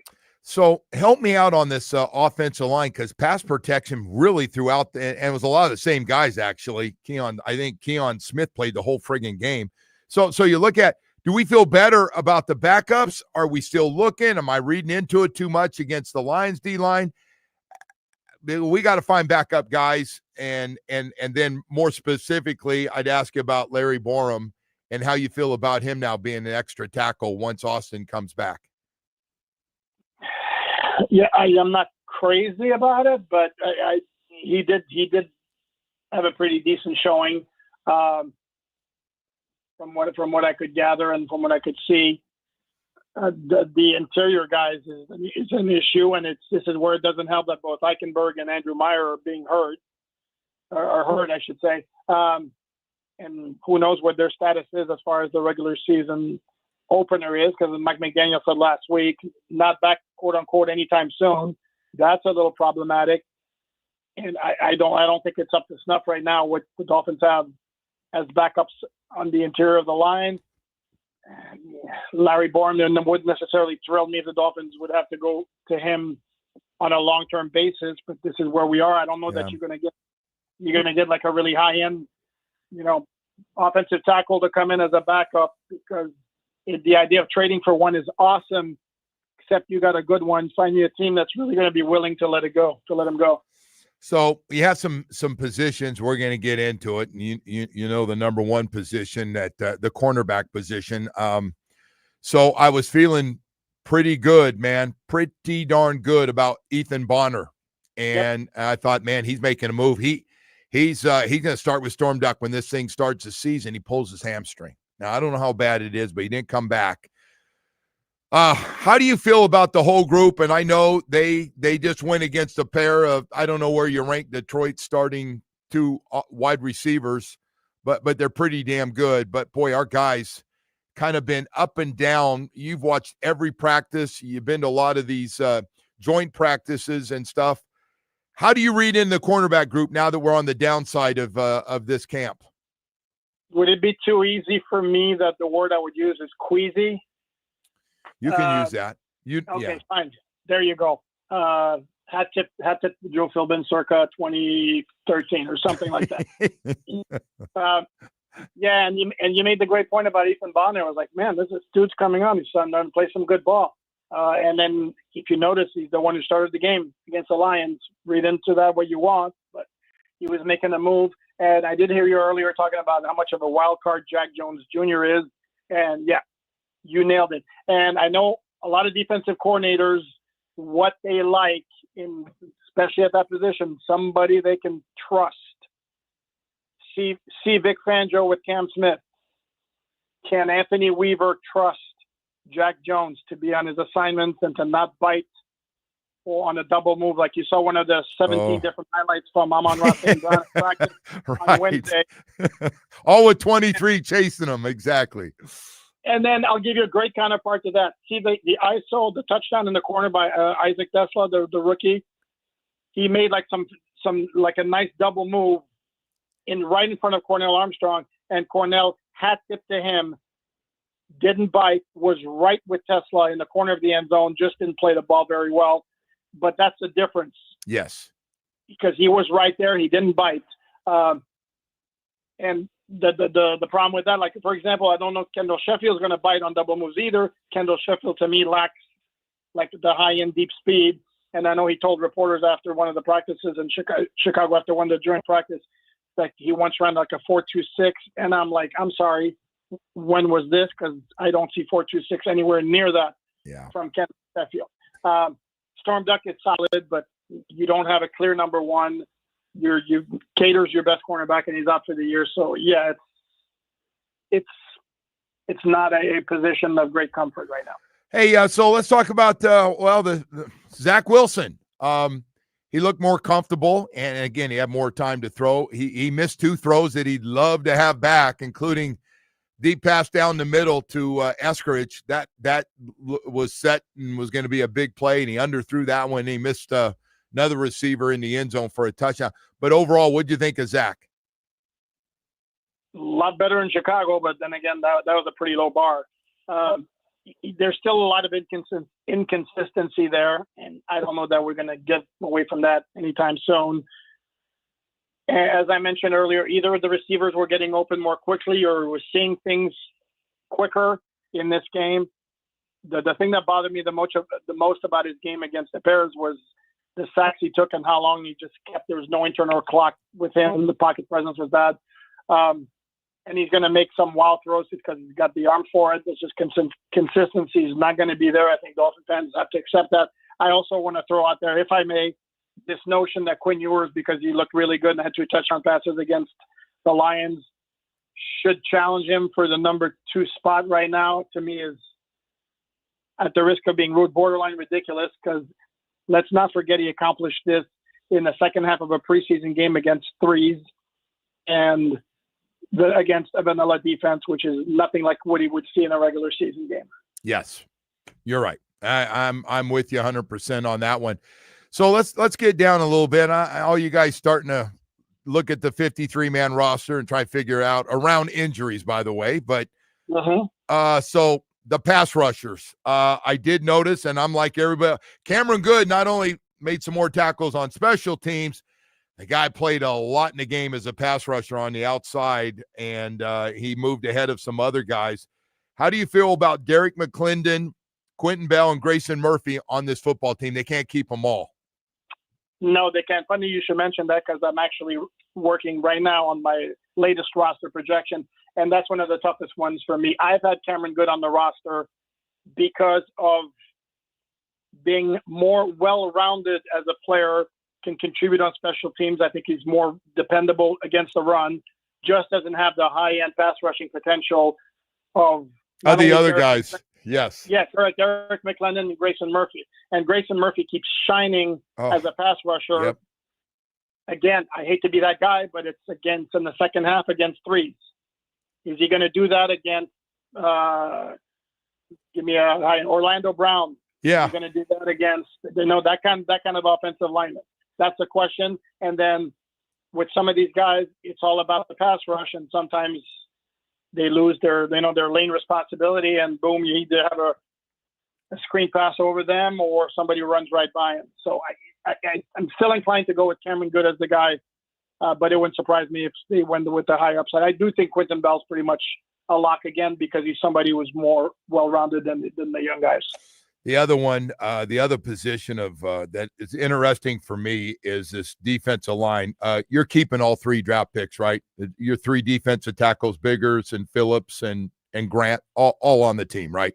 53. Yeah, I think so. And I think Biggers and Matt Dickerson are kind of pretty even, but Biggers as the pardon the pun, the Biggers upside. So I think you go with him. Plus, he brings extra value because he's blocked field goals or extra points during his time in college, and you see him, he's come close a couple of times here too. Benito Jones played in that game. Speaking of starters, that he was one of the guys that did play to start the game. Do I read into that at all, or he's solid and still a good run stopper and they're going to need him? Yeah, I made a point about that on social media. That was weird to me. I guess the only reason I can think of is they were short on defensive tackles because they have, what's the number? They had like maybe 7. Zach Sealer wasn't playing, so maybe they didn't want to overtax the other guys. But that was a little bit weird to me. But no, yeah, to me he's very solid. So the guy D. Eskridge is fifth receiver. Yes, I think yes. I think he is. He's fourth receiver. Oh, you got him at Washington and Akine too. Both ahead of both guys. Yep. But Westbrook Akine is going to make the team because the Dolphins went out and signed him and gave him some guaranteed money there. But Eskridge has been way more productive throughout camp. Yes. So what happened to Taj Washington? They like him. Can they sneak him on, or do they put him on the practice squad and hope? That's a great question, right? Or they keep 6. That would be the other option. They've done that before. I mean, and they've also kept 4. Normally, your target number, the ideal number is 5. Yeah. Do the Dolphins decide Taj Washington has too much explosiveness in the open field? We can't expose him to waivers. Maybe. That's a big question there. All right. At some point, I know they're bringing him along slowly. Sure would like to see Mr. Waller play this week a little bit, run around and go against some guys one-on-one and getting open and see how he runs. I'm really curious. He looks great. So I'm on the sideline, walking around. Man, the guy looked like he's in shape. I just want to see it. You had a nice year off. Are we going to see him back this week? And how much do you count on him, or is he just out of the picture for you? No, he's not completely out. If he doesn't practice this week, then I stop counting on him because I've seen him too. And if he doesn't look in football shape, quote unquote football shape, I don't know what that looks like. Holy moly! Right. I mean, Jesus. Yeah. And I asked Mike McDaniel about that last week, and he repeated the same point. He didn't want Waller to go from retirement to a joint practice. Well, guess what? They're going to have a couple of practices by themselves this week before the joint practice against Jacksonville. If he's not out there this week, I'm reaching OBJ status. Alan, we've been talking about this all morning. Woody's been on it for a while too. We've been talking about how important, once we get past all this, that opener is on the road against the Colts for this team, for their confidence, for guys, and hopefully you're healthy with all these guys coming back to get a win. I know it's on the road. I know it's going to be loud. You got to win that game. It really sets the tone for the season, especially with the schedule. Do you agree with that? The importance of that first game? Yeah. Yeah, without question. You're not talking about a juggernaut of a team, and right now they don't even know who their starting quarterback's going to be. And they're going to announce that probably this week. If I'm a Dolphins fan, I'm rooting for Daniel Jones because Anthony Richardson, to me, is such a wild card because you don't know what you're going to get. He could be spraying the ball all over the place, or he could be hitting 50-yard darts like he did on that one highlight.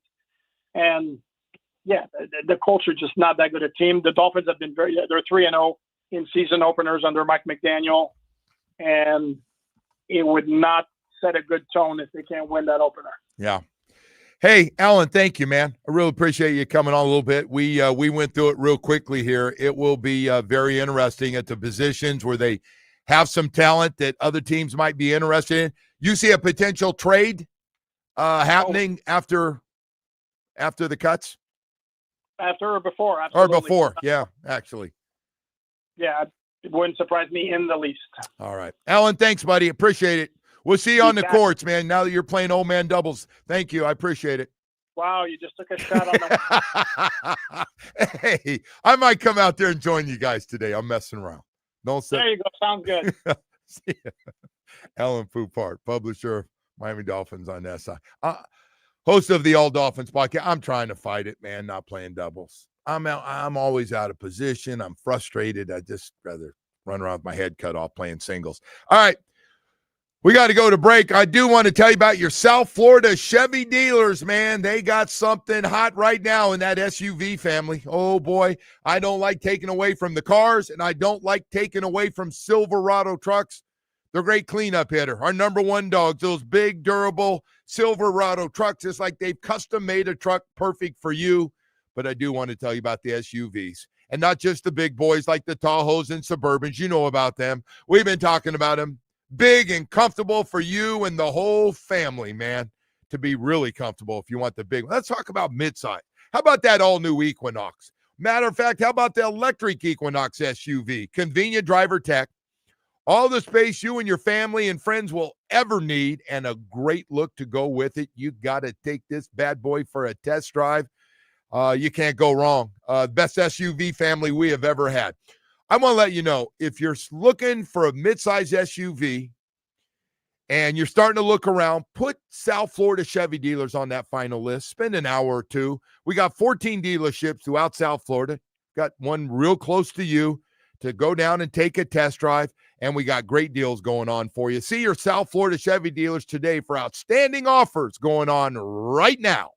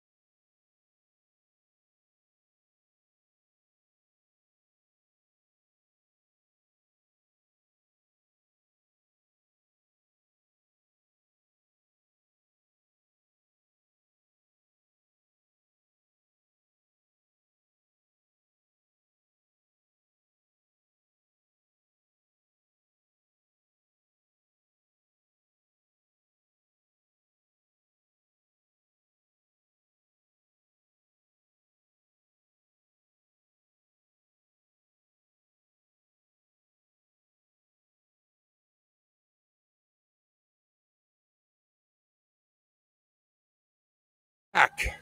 Good morning to everybody out there. Final week, man. Jacksonville at home this weekend. One joint practice this week, and then it's over, man. It's over, and trying to figure out what the final 53-man roster is going to look like. How healthy will you be for that Colts game, which is obviously goal number one, and then we're off and running. But we'll find out after a lot of work with 2 practices and a preseason game where a lot of young guys played damn near the whole game on the snaps against the Lions just a few days ago. Do you have a preference on that Colts quarterback situation? I don't know. Honestly, rather get Daniel Jones. I think the other guy stinks. So if they want to start Anthony Richardson, I'm perfectly fine with that. So the one thing that Probably Anthony Richardson can do is run, but man, he gets hurt. For a big guy, he just gets hurt. For a big athletic guy, Daniel Jones can run too, though. So like he can run. He did run for 700 and some yards in 1 year with the Giants. Yeah, I just rather have the other guy. I just think he's just so all over the board, man. Like if you can't beat that guy. So you like Richardson, or you're saying Jones? I like Richardson to play against. Yeah. I mean, I agree. My choice. I agree. You feel like either one of those guys is an interception ready to happen if you can stop the run. Not listen. I don't think Daniel Jones is terrible though. Like I don't know where you come out on him. Like first of all, he was in a very bad situation, right? He hasn't been on very good teams. No. So By the way, in fairness to him, like I don't know how terrible picks, he is. Both high number one draft picks, not exactly third-round picks there. But boy, you thought Giants just gave up on. I mean, when they cut you, like, yeah, we're gonna let you go. Like, what? You don't let number one quarterbacks go unless in the middle of the year, unless you're like we've seen enough. How many of the Jets gone through? In the middle of the year, not many. Not in the middle of the year, but just top quarterback bodies. They've been working their way through. Yes, they have. That's the team that's missed the most recently on quarterbacks. Yes, the Jets are by themselves, right? They are. Although the Cardinals did the Josh Rosen then Kyler Murray thing. Yeah, but Kyler Murray's interesting. Yeah, Kyler back-to-back okay, here. yeah. He is good. He's fine. Good stretch, but he's good. He's okay. I was thinking the other team would be Cleveland. Cleveland's problem. Cleveland. You can't even put them in there, though. Hey, I'm going to say something you're going to disagree with. I think the 5th rounder is a hell of a lot better than a 3rd rounder. Shador. I don't think the other guy. I'm not sure he can play. I have no idea. You have any idea? They have such a weird deal going on over there. Flacco and Joe Pickett. Yeah, I don't know about him either. He's been bounced. Speaking of first-round picks, getting bounced around. I think it'd be great to see Shador Sanders get the hell out of there because I would like to see him play somewhere on a competent team. I think he has a chance to be good, but can you imagine if he is good? That is every team in the league passed on that guy. Strangest situations I've ever seen, having 6 quarterbacks. Is it 6 now? It is 6 quarterbacks. Deshaun sitting down there claiming he's coming back. Watson's there, yeah. By the way, he must know, like, you can come back all you want. We don't want to play. We want you to leave. We know we owe you the money, but we want you to leave. And then they added Huntley on there. Yeah, but you got to admit it would be pretty remarkable if Shador Sanders ends up being like a legitimate NFL starter after every team said no. I think one of those 2 young quarterbacks is going to be a starter before the end of the year. Yeah, start. First of all, if they're not very good, they're not going to play Joe Flacco. That's what I don't understand. Like, why do you even want Joe Flacco on your roster for the Browns? Well, they must. They must what? Well, they're not saying they're the Saints right now. Saints look like they're playing for the 1st overall pick, right? Saints look like that? They do. But Can you name those quarterbacks? Shu. Oh, yeah. Is it Shuck or Shu or something? Tyler is Shuck, right? They call him the Louisville quarterback.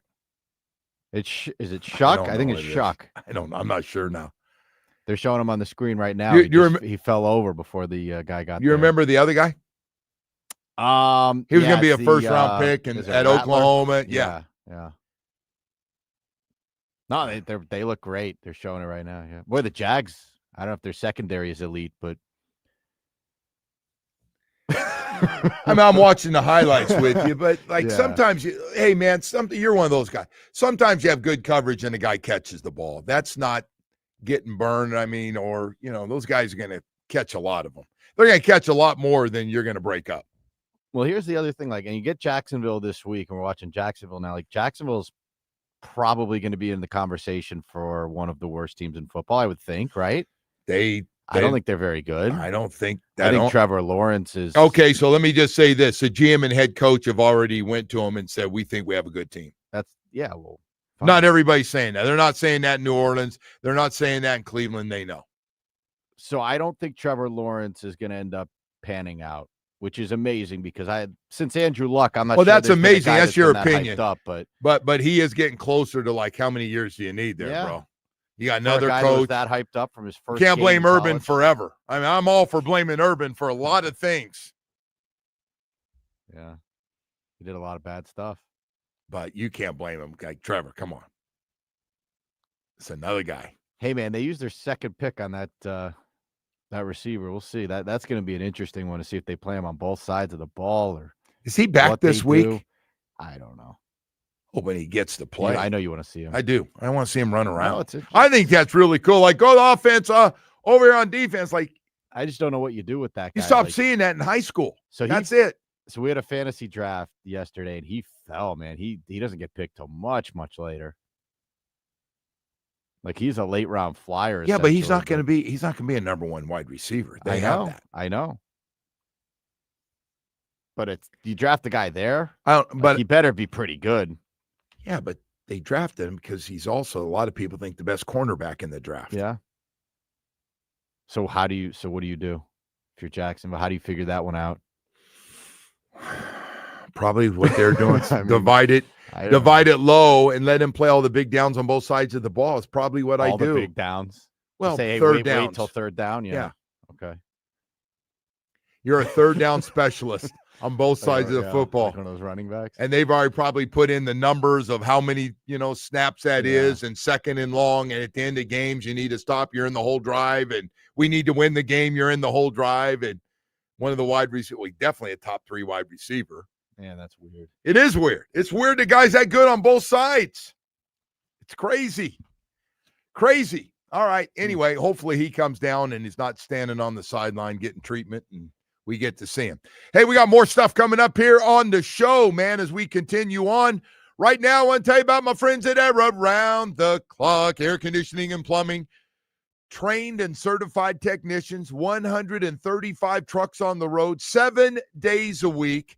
Licensed, experienced plumbers, and the best air conditioning folks in the business for 36, almost 37 years now. We're the water heater kings of South Florida. So somebody called me out and said, well, what's the water heater thing, man? That's my business. I go, well, they have, and I can't speak for what you have with your water heater business, but I want to let you know that they have a warehouse full of air conditioning units and water heaters. That's what we have, all different sizes. So when somebody calls and needs a new air conditioning unit or water heater, we have hundreds and hundreds and hundreds of them in a warehouse ready to go. Same day installation is always the goal. And if not, we'll see you the next day. Financing plans to help you out. It's all part of the great service. So here's what I can tell you about what Big Daddy Lenny started 37 years ago. Eric and all the rest of them over there, Mike and Chippy and all those guys. It hasn't changed. It's about great service every day, getting out to take care of all your plumbing problems and air conditioning problems with the best people. That's the goal every day, is to give you great service. And when you call going, hey, we're going to try to get out there today to take care of you. It's hot out there. Nobody wants a hot house, hot rental property, or an office. And Air Around the Clock Air Conditioning and Plumbing are ready to go and have been for a long, long time. Hey, I want to let you know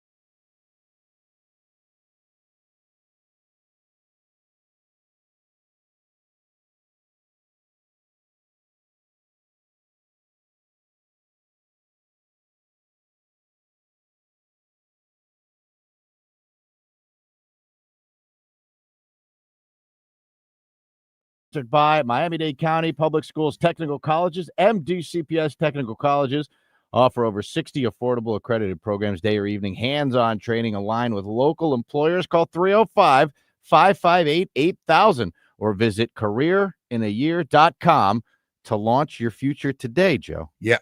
You know how I feel about that. I'm very passionate. Do you want to tell people how you feel about it? Don't waste your money if your kids don't want to go to school and then you force them to go and you get the results you were afraid of. Kid not going to class, smoking pot all day, lying about their grades, and you just spend all that damn money. I told you I didn't want to be here, Dad. Get his ass in that specialty school, man. Learn the trade. Get him a job right away, man. They're a hell of a spokesman for that. All right. The other thing, we have a giveaway as well. You want to do that now, 9 o'clock? No, let's do it right now. I want it right now. We're giving you the chance to win a pair of tickets right now to the Hobby Card Show in Fort Lauderdale this weekend. All right. Featuring 200 tables and autograph opportunities with, hang on, we got to get the phone ready here. Hang on. Yeah. All right, we're ready now, okay? Udonis Haslam. UD. The Hawk, Andre Dawson. Man. Jim Kelly. The Hawk. Brad Marchand and more. Again, it is the Hobby Card Show, thehobbycardshow.com if you would like to purchase tickets. And this is something that I obviously personally am looking very forward to this weekend. Man, that is great stuff. As soon as the draft breaks for the weekend, we're going to go on Sunday. Brad Marchand's the only guy I don't know personally of that group, but man, I've spent a lot of time with UD. Love Hawk. I might be able to score you a ticket. Spent a lot of time with Hawk, and then Jim Kelly is think the world of Jim, man. So glad he's hanging in there. And Marchand, that's fantastic. All right, well, let's do caller number 5, 305-567-0560. We will get you to the Hobby Card Show at the Broward County Convention Center. It is this weekend. That's a big one, too. Great location over there. I've been to a show at that convention center. Off 17th Street there. It is very good. I don't know what street it's off of, but yes, it is very good. It's like by the water, right? Real Over close the to bridge. my former home. Oh, really? Yeah. Nice. My first life. My Yeah, first life was over there. Now you're out west. Now I'm west. Now I've changed my lifestyle a little bit. All right, so caller number 5, 305-567-0560. We will be giving those away all week, and I hope to see everyone out there, Joe. Yeah. Hey, by the way, Woody, before we get into everything else, and the phones are blowing up for this one, and they should, man. It's great that you'll be able to go. The card world is very strong. No, right it now. is. It's a very tight-knit community. You guys, you act like it. There's a lot of people. There's a lot of people into it. I love this stuff. I'm into it. I'm looking forward to going. I'm going on Sunday. I'm looking forward to it. Woody, you know today's first day of school in Broward County? That was last week. Dade County. Yeah. Is it? I don't know. No, I don't think so. But no. And last week was Broward County. It was Broward County. Max is going back to school today. Oh, that's right. That's but right. That's like a baby little kid thing. So I don't know. So, do you need help with this today? Well, I'm struggling. Why don't you do this? I'm struggling because my grandkids are. All right, but we go. School. So we're on 104.3 FM here, Joe. No, so I don't want to do Why that. don't you ask everyone what school is starting today? Might be my kids' private schools. So just go for it. No, I'm not. Give them a welcome back. No, to school, no, and if you I'm mess not. It up, you'll do it again. I'm not doing that. I'm not doing that. By the way, I just saw Scotty Scheffler's shot again, who won the BMW championship. That shot is ridiculous. The speed of it, the angle. So he's got a one-stroke lead on the 17th hole, and he's got a chip shot from 81 or 82 feet away.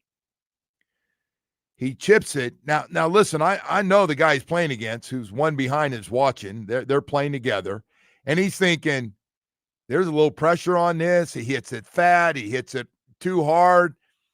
This could be a bogey. He wasn't even – the guy made it. Made it for a friggin' birdie. Unbelievable shot. It's got you'll see it all morning. It is special. I'm not one that does like the highlight of the week and stuff, but at the end of a tournament, playing for this much money, $3.6 million, and by the way, he is now the man to beat next week for a whole bunch the money next week's ridiculous for the final 30 players in this playoff thing that PGA Tour started is incredible under the pressure and everything. Scotty Scheffler, that was a Tiger Woods looking shot. That's the first thing I thought of. Jamie, do you think that too? That was a Tiger moment for sure. Yeah, it was unbelievable. I mean, Scotty chipped it in, and like you just keep watching it lag and lag and lag. Then it drops right in the cup. And you realize if he juiced it too much, it was going to blow by. I mean, that thing, it's like it's still rolling and just perfect speed. And man, what a friggin' shot. Hey, congrats, by the way, to Alex from Kendall, who took the tickets for the hobby card show. All right, man. And when he won the tickets, he showed more emotion than that golfer that hit that chip you were just talking about. So very, very excited to join us at the card show. I don't expect. Can you ever go a day without ripping something? I'm not ripping with anything. The golf. What? I'm just saying. He showed a little emotion. You just have to understand Scotty Scheffler. He frowned and tipped his cap. Was that what he did? Would you admit that was a great shot, clown? That was good. It's a good shot. You're really down on the golfers. No, it was a good shot. I'm a little bummed since they ruined Happy Gilmore too, but I watched it over the weekend. I didn't think it was that bad. You liked it.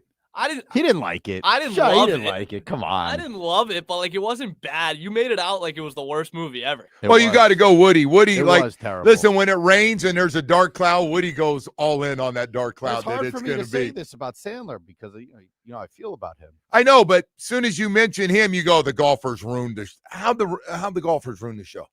I don't Now know. they were there.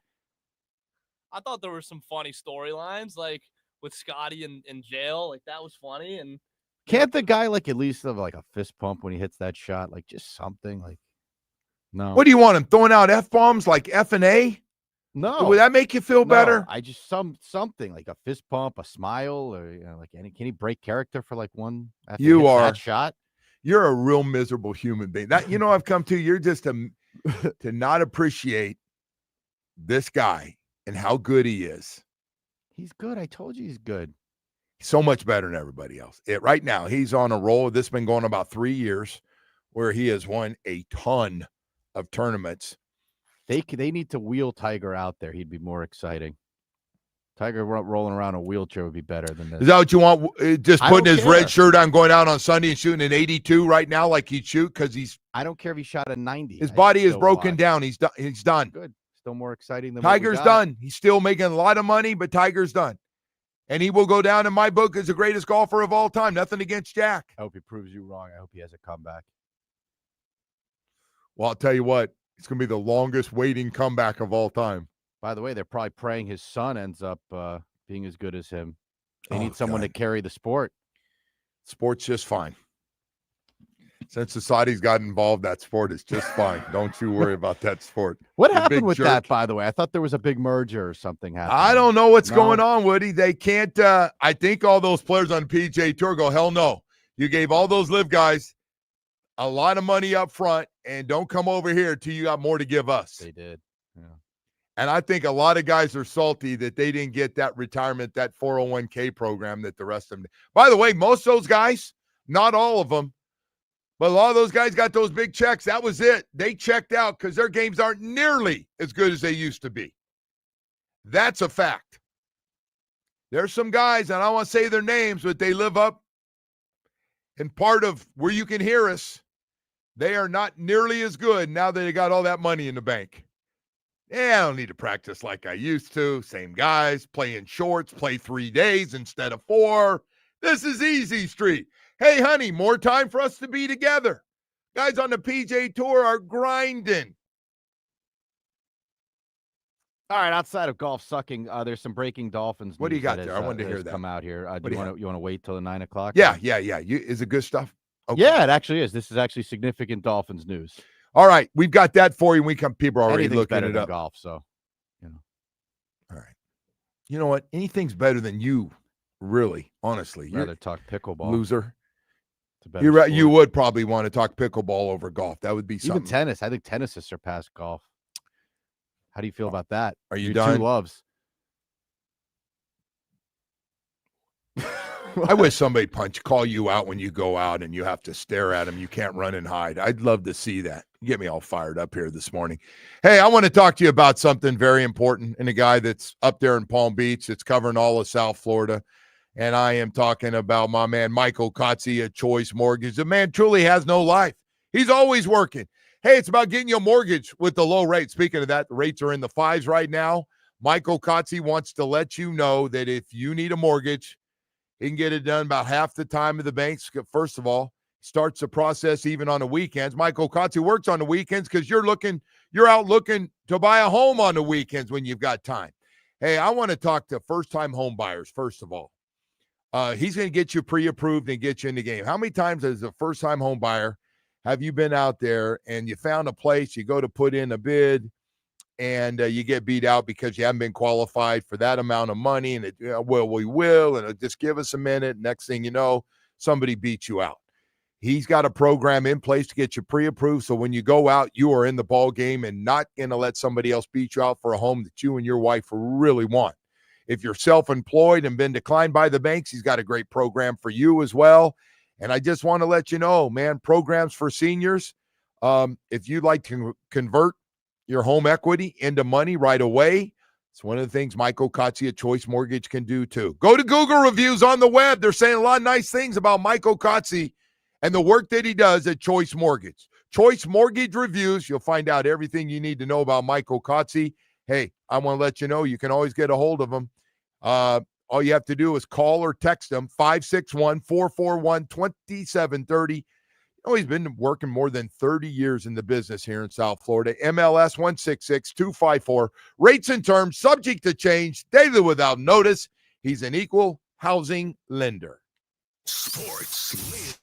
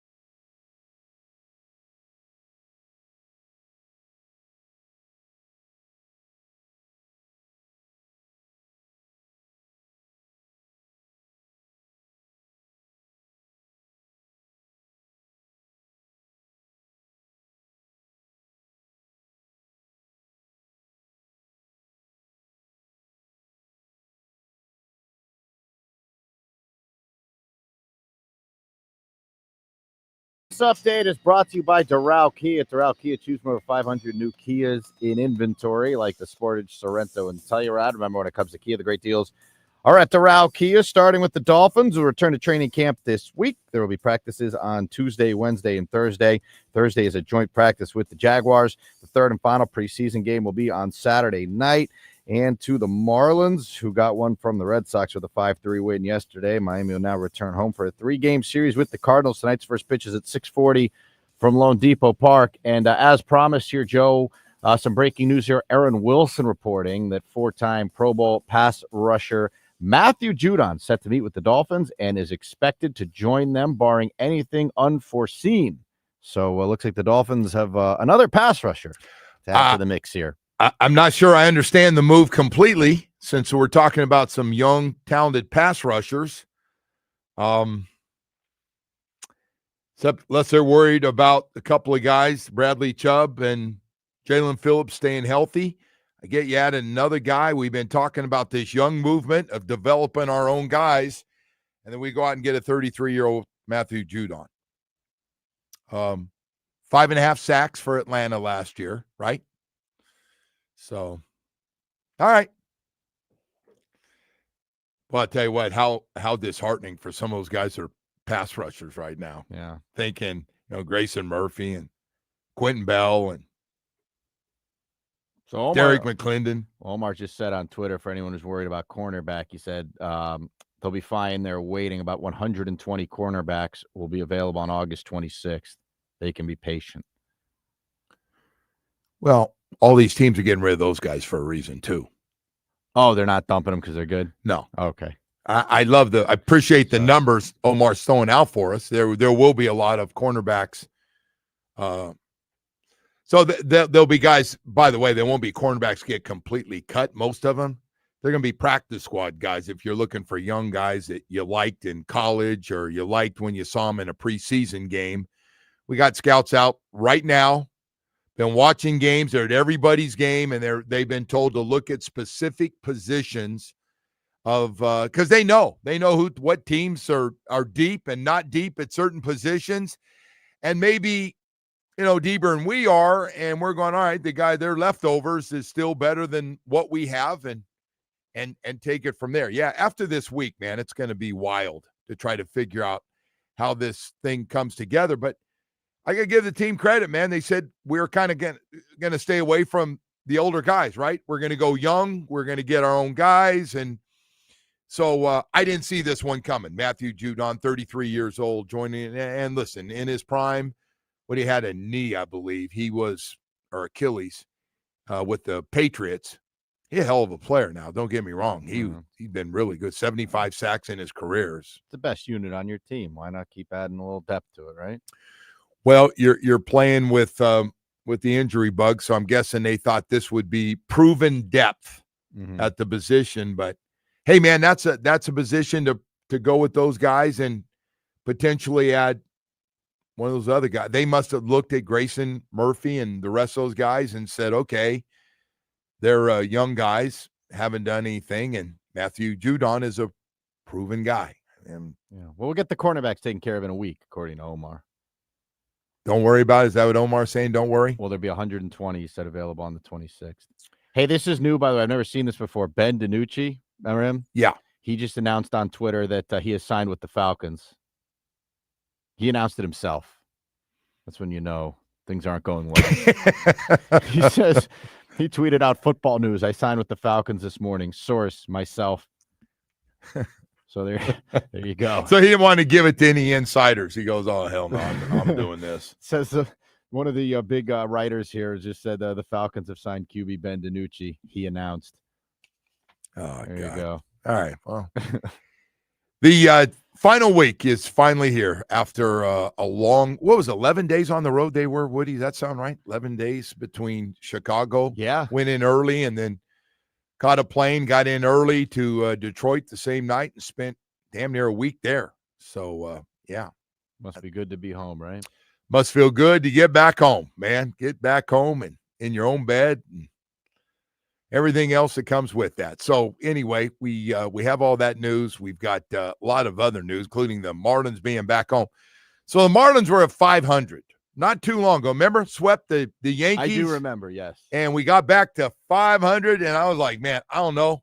Hey, their story has been fantastic considering everything that they've been able to stay around there. Got a nice comeback win. So how they got back to 500 looked like the game yesterday where they played the Red Sox. Down, looked like they're going to get swept. Couple innings left. They come back and score a bunch of runs, get a nice comeback win. Now 59-65 off a 3-8 road trip. St. Louis, the first of three-game series at home.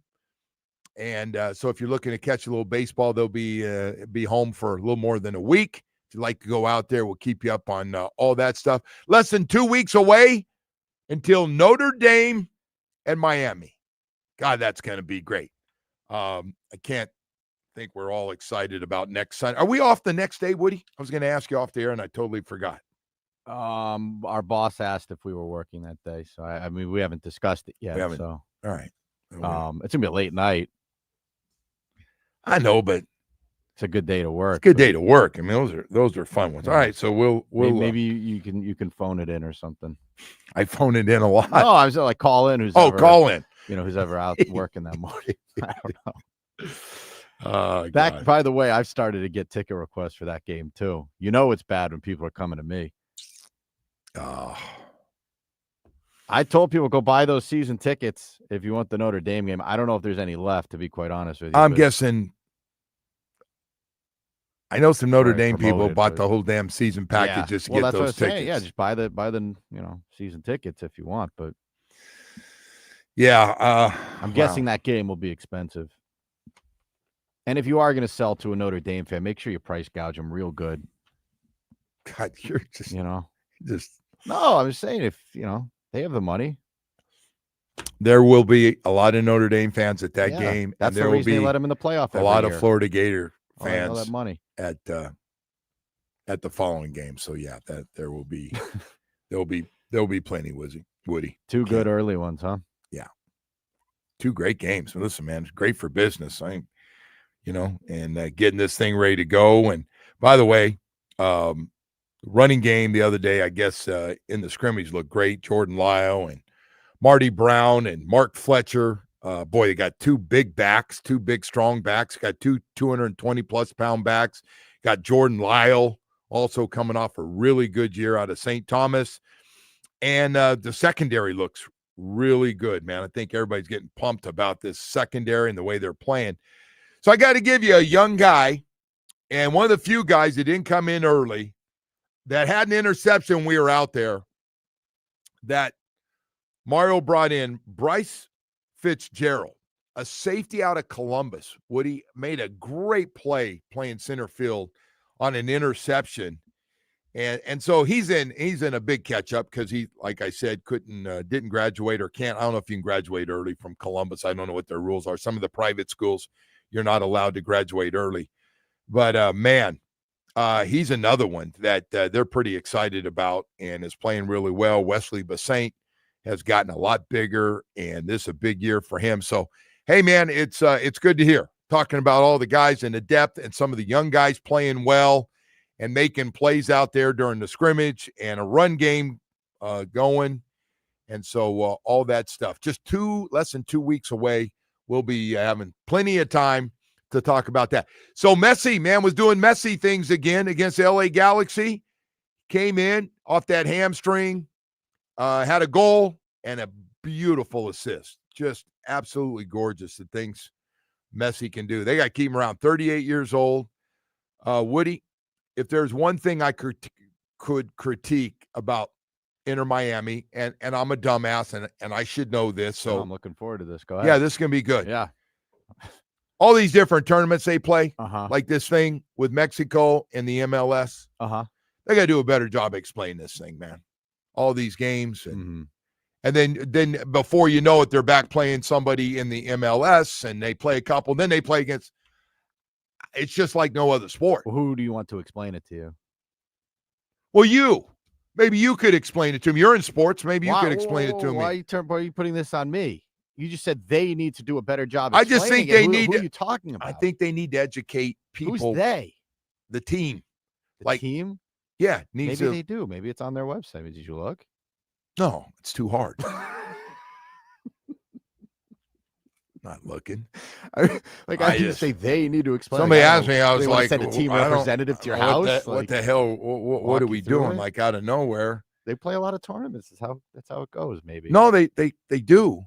It's just that one kind of threw me. All of a sudden, we got all these teams from Mexico coming in town here, man. I was like, well, I'm what's sure they're going happy on? you're watching at the very least. Yes, I am.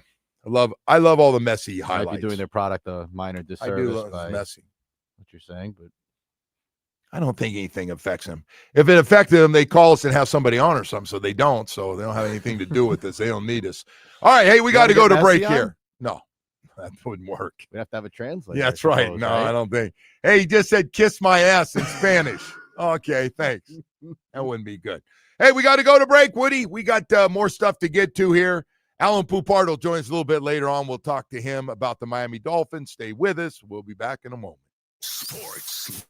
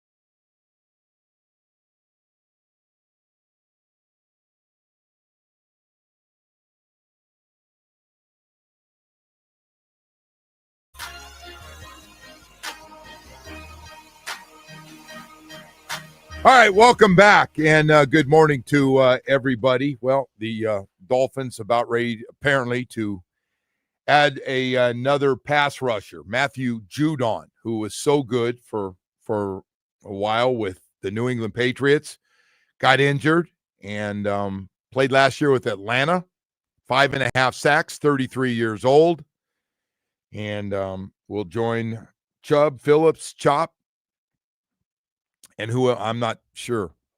But that was a position, a lot of guys have had really good camps at that position as pass rushers. Really curious to see which outside linebackers are on this team. Now only one guy's going to play special teams, and none of those four are going to play them. None of those four are going to run down and make tackles on the kickoff or on the punt team. That's just not going to happen. So that comes down to Cameron Good, in my opinion. So I don't know how good the other guys are on special teams. I don't want to take away from the rest of them, but Cameron Good makes a lot of plays on special teams and played a lot in the game, a lot early on with as a pass rusher. So they wanted to get him some action. So listen, there's obviously a game plan and what they wanted to do. But, yeah, Cameron Good played a lot of football. He hadn't played a lot, and then all of a sudden I see him early in the game, and I see old 53 out there lining up as a outside linebacker pass rusher, and I went, wow, okay. There you go. Jacksonville at home and a joint practice coming up this week, and the Dolphins still got to make some tough decisions at a lot of positions, and you know, the wide receiver that comes down, you're going to keep 5 or 6.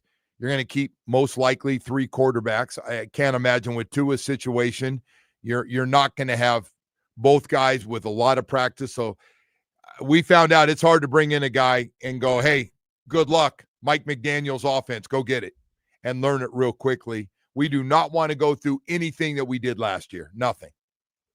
Don't want to have that.